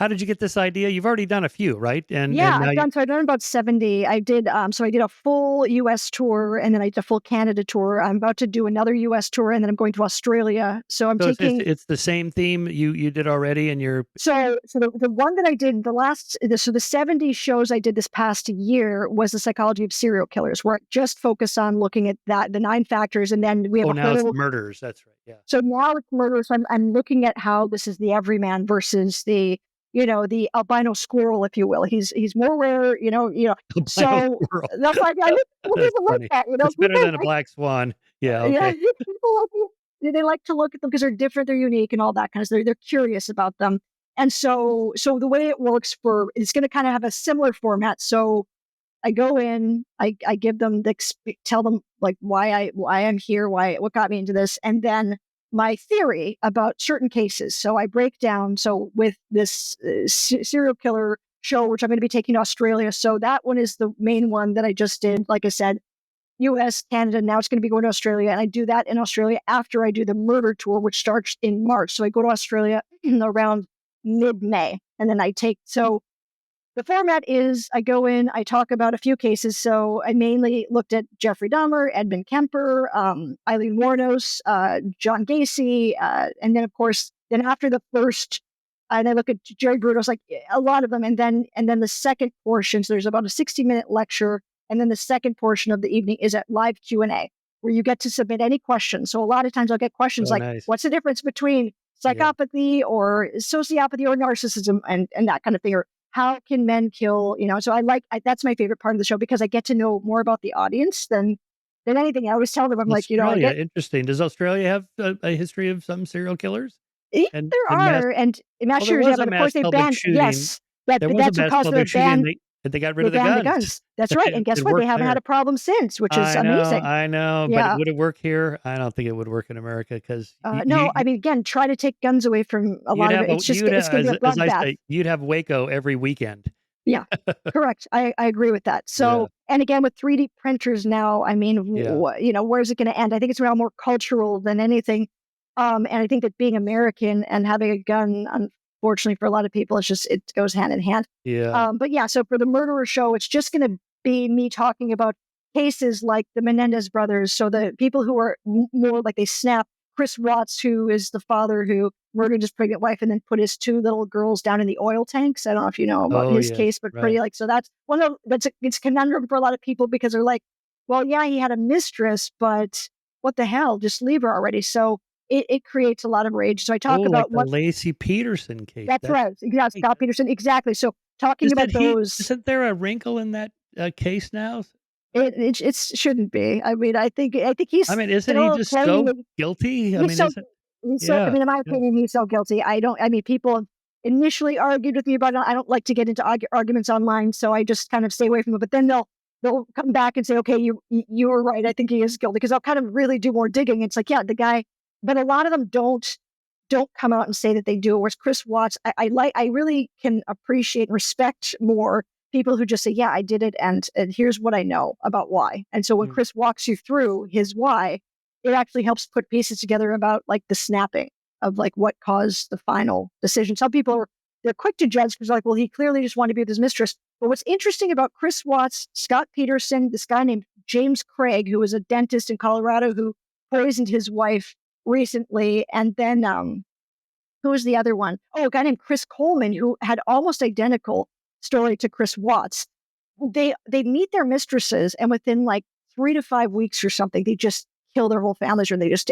And so, in my opinion, it's more like what was the fantasy going on before the mistress came as kind of like the life raft that they're like, okay, now I can put this in motion. Now the fantasy has begun because now and then of course we know that high testosterone, low serotonin, and high dopamine, the combination of these things can really also add to very aggressive behavior. And so if you've got, things going on already, but usually it's a big fantasy life that's happening well before they meet their mistress.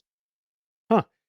And what's wrong with divorce? Do they just not wanna go through it? They think, "Well, if she's just make her disappear, then I can start over?" Well, with Chris Watts, in my opinion, it's more complicated than that because he was someone from everything that I've read was he would not go against his mother. He would not go against his wife. He would never, Oh, he was a yes man. He was a yes man. And so when you live in a very black and white mentality and all of a sudden you're face to face with one woman who is now it's just incongruous with who you were with this. It's like he didn't know what to do with both worlds, and yeah, like it's more complicated than that. But it isn't just. It's not like a typical guy, like that guy who's in the news now from Wisconsin who faked his own death, the oh, kayak yes, guy. yes, Yeah, yes. because he's like, Right. hey, at least he didn't kill. At least he didn't pull a Chris Watts. Like at least he thought, all right, I don't want to maybe do child support, and I don't want to look like the bad guy. So I'm going to, because some people just can't tolerate looking like the bad guy. They don't want to go on blast on social media and have everybody hate them. They would rather just,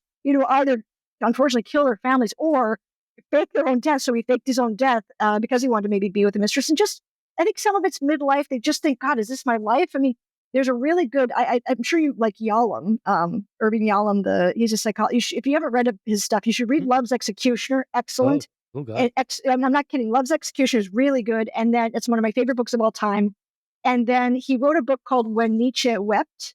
And it looks at, it's kind of a fictional tale, but it looks at Nietzsche and Brewer and Freud and their relationships. And Mm. it's excellent. But one of the things that's coming out, because Yalom's a psychologist and talking about his patients, and he's kind of examining his own life being married with children.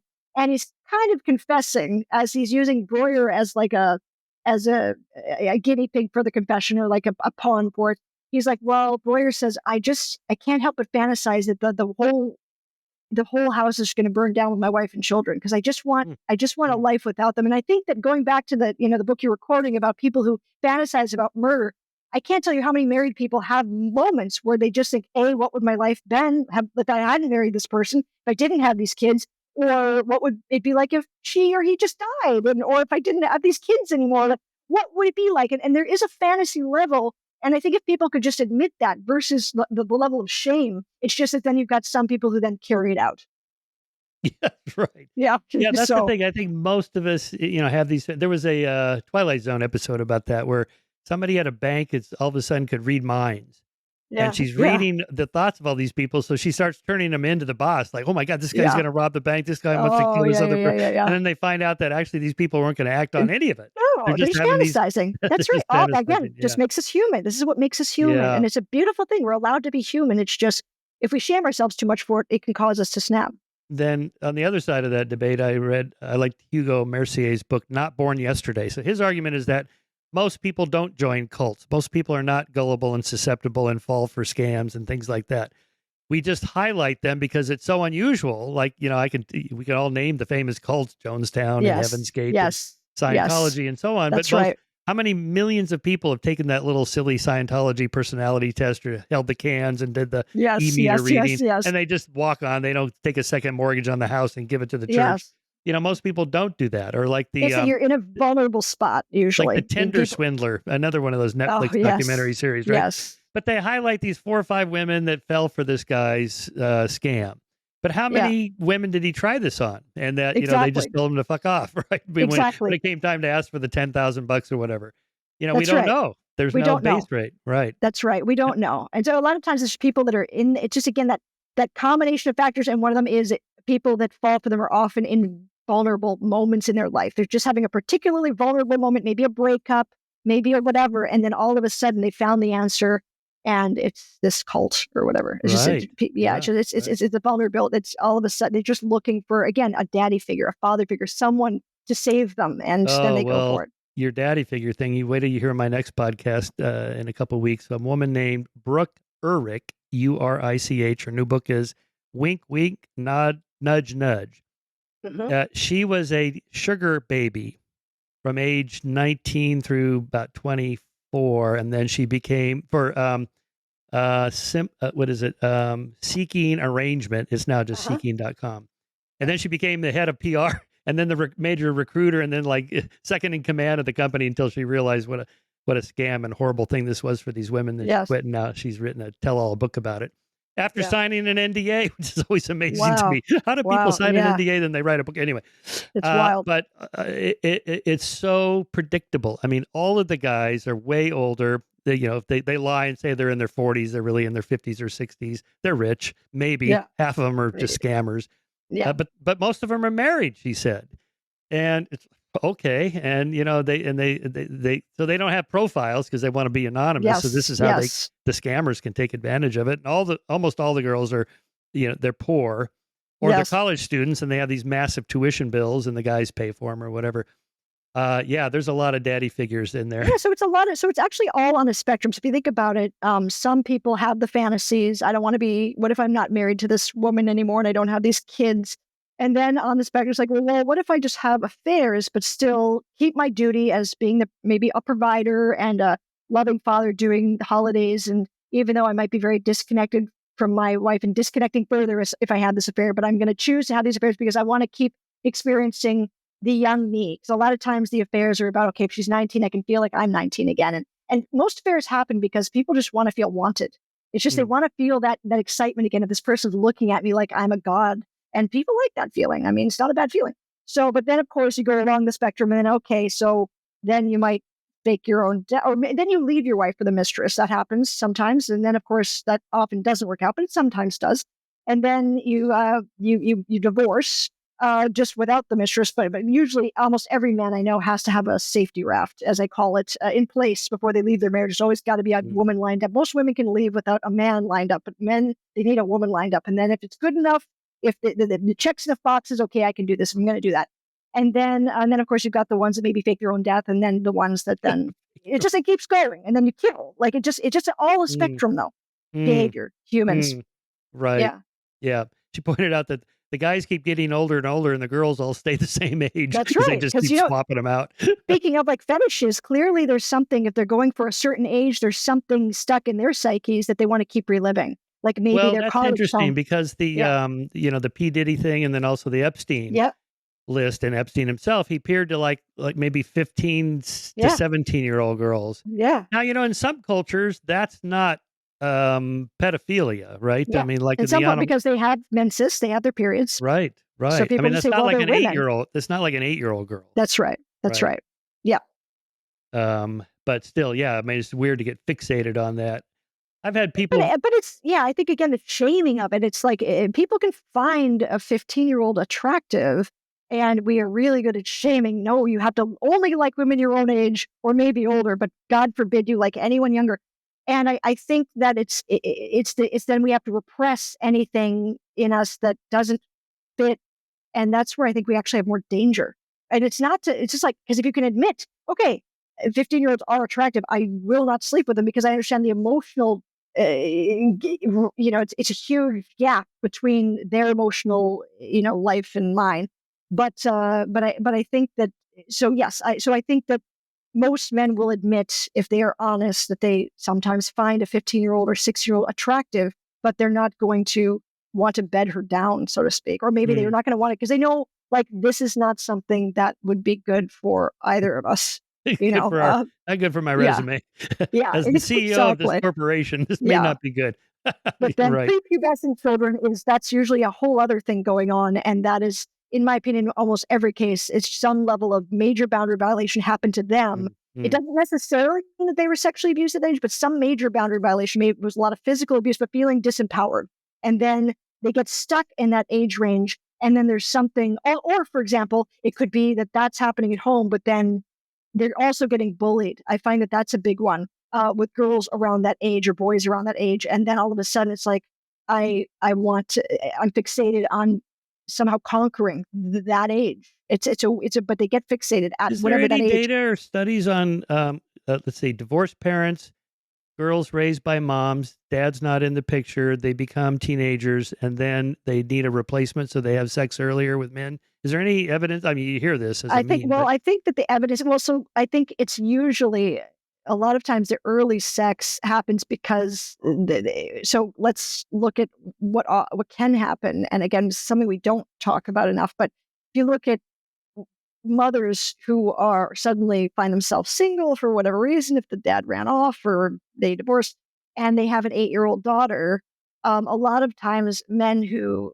have been interested in the situation, they can be pedophiles because they're actually checking out the child. And that happens a oh, lot. And we don't, oh, yeah, we don't talk about that enough. So then all of a sudden, mom doesn't realize, and mom could be totally gorgeous, doesn't matter, because I've talked to so many young women and older women now, but that it's explained, yeah, mom and I were, in this public situation. And I remember when her boyfriend walked up, he had his eyes on me, but he was talking to her. And then of mm, course, for several years was molesting the whoa, girl, wow. and then left. And so a lot of times it's that there's no one there that's really has eyes on the situation. So a lot of women are sexualized or victims of sexual abuse, and they become, then they feel, especially depending on how young you are, if you're sexually abused, it can become your feeling of identity. Like, this is my worth.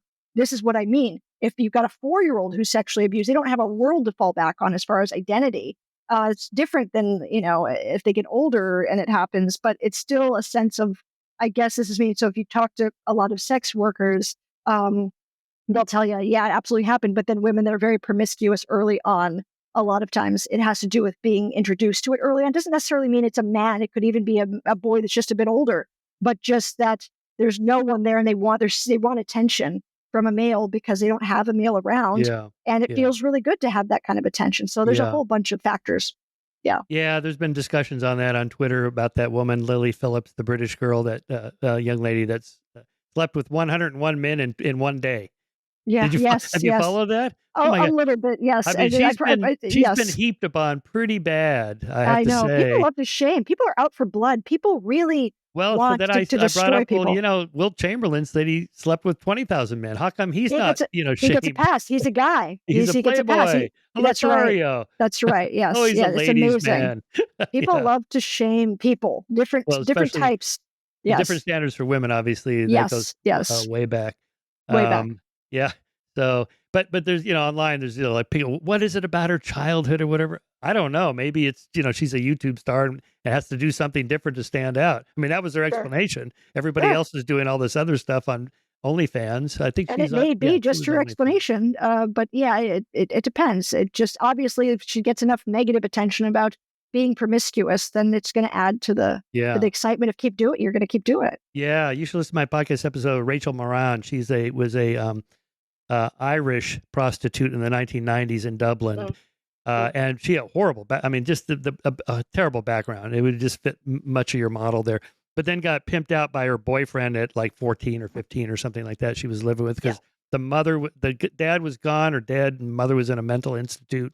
So she's on the street. So some guy takes her up. He's only a couple of years older than her, but he's pimping her out for money. And then, now she campaigns against sex work. She won't even Yes. use that phrase, sex work. That's the Yeah. wrong word. So there you look What for did it. she Then call it? What did she call it? prostitution. Yeah, Oh, she's prostitute. Okay. yeah, Got it. prostitution. It should be illegal. Okay. That's it. Okay. Just Yeah. end it. Okay. Yeah, because she says the legalized models she has studied, the women still largely get abused. Like, let's say it's legal and you Yes. go to this hotel owned by this company and everything is regulated and so on. But if the guy decides, after he pays, well, I actually want more, then the woman really has to do it, or else he's not going to pay, and he'll complain to management. And then they go to the woman and say, you should have done this because that guy's paying. This is her explanation, that the Yeah. women are still being abused. Absolutely. Well, that, by the way, I mean, you mentioned Eileen Warnos, and how Oh, she's right. an anomaly because she is. And, if you look at quickly her childhood, because she was a 33-year-old sex worker at the time that she was arrested. But she grew up in, first of all, her mother got pregnant when she was 14. And then she had parents who were severe alcoholics. And then at 4 years old, she left Eileen in the care of her alcoholic grandparents. Now, Eileen's father, so she abandoned her kid when she was 4, so she didn't really know her mother. Eileen's father had schizophrenia. She never met him because he was in jail for raping a 7-year-old girl. And he took his own life in prison. So she Oh, never wow. met him. Whoa. And they believe that he killed at least one child as well. So then now she's in the care of her grandparents. And right after her mom leaves, she's 4 years old. Her grandfather decides to start sexually abusing her, which he does on a regular basis at age 4. And he starts beating her with large sticks he finds in the yard. Eileen recalled, the bigger the stick, the less they hurt. At Oh, God. between ages 8 to 11, she starts to engage in a sexual relationship with her older brother, Keith. And she starts exchanging her body and sexual behaviors to boys at school in exchange for food, drugs, and cigarettes. She's bullied mercilessly at school. By middle school, she was already complaining of vision problems and hearing problems, likely due in part to the drug use, the physical beatings, the sexual abuse, and all of that. And then of course, when she's 14, when her hormones kick in, she gets raped by her grandfather's best friend and impregnated. And they force her to give the baby up for adoption, and they Ugh. blame her for the rape. They Ugh. kick her out of the house. She's Oh, my 15. God. She has to. It just gets worse. She goes out to live in the woods, and she survives by selling her body for food and cigarettes. And then her grandfather kills himself. Her grandmother drinks herself to death, and her older brother Keith dies of cancer at 21. So then Eileen, by herself, she I think around at 20, she married a 70-year-old yacht club president named Louis Fell. And within weeks of the marriage, she hit Fell with his own cane. And so that marriage ended. He got a restraining order against her. And so then she turns back to sex work for survival. Oh, yeah. By 22, she shot herself in the stomach as her sixth suicide attempt since age 14. And she kept trying to kill herself, didn't work. So then, fast forward 10 years, now she's, 32. She meets Richard Mallory, who's a convicted rapist. And he solicits her for sex, drives her to a remote spot. They smoke a little weed, drink a little alcohol, and then Richard says he can't pay her. Eileen gets ready to leave. But Richard says, well, I'm going to kill you like the other sluts I've done. Ties her wrists to the steering wheel, rapes her vaginally and anally, takes, then he cleans his penis off with rubbing alcohol before squirting some into her bloody, torn rectum and vagina. Jesus. Then he unties her and manages to lay down. Eileen, believing she's going to get killed, grabs her pistol from her bag, shoots him multiple times, and then, he's the last straw. She goes on to become a serial killer. She kills 6 more men within a period of a year. But, she finally snapped. And I have to say, she had a girlfriend, by the way, of 6 years. And, her name was Ty Moore. And Ty knew what she was doing. And Ty testified against her in court and sold Eileen's story for book and movie deals. That's how we got Monster. That's how Monster came to be. Charlize Theron. Yes. Welcome to this. She was pointed right to the brain. So when you talk about, yes, female serial killers are rare. Yeah. And this is what it takes, I think, for women to I forget, she's on death row, or where is she? She died by lethal injection, October 2002. The executor. Okay. The executor. I forgot the outcome of that. Yeah. Yeah, the executor. Wow. But, now that you tell the story, well, okay, but she's kind of a victim. I mean, yeah, you can't, murder is not the right answer, but so that's totally understandable. I mean, I could see her sitting there in that car after what you just described. If I had a gun, yeah, I'd blow this motherfucker's head away. Absolutely. There it is.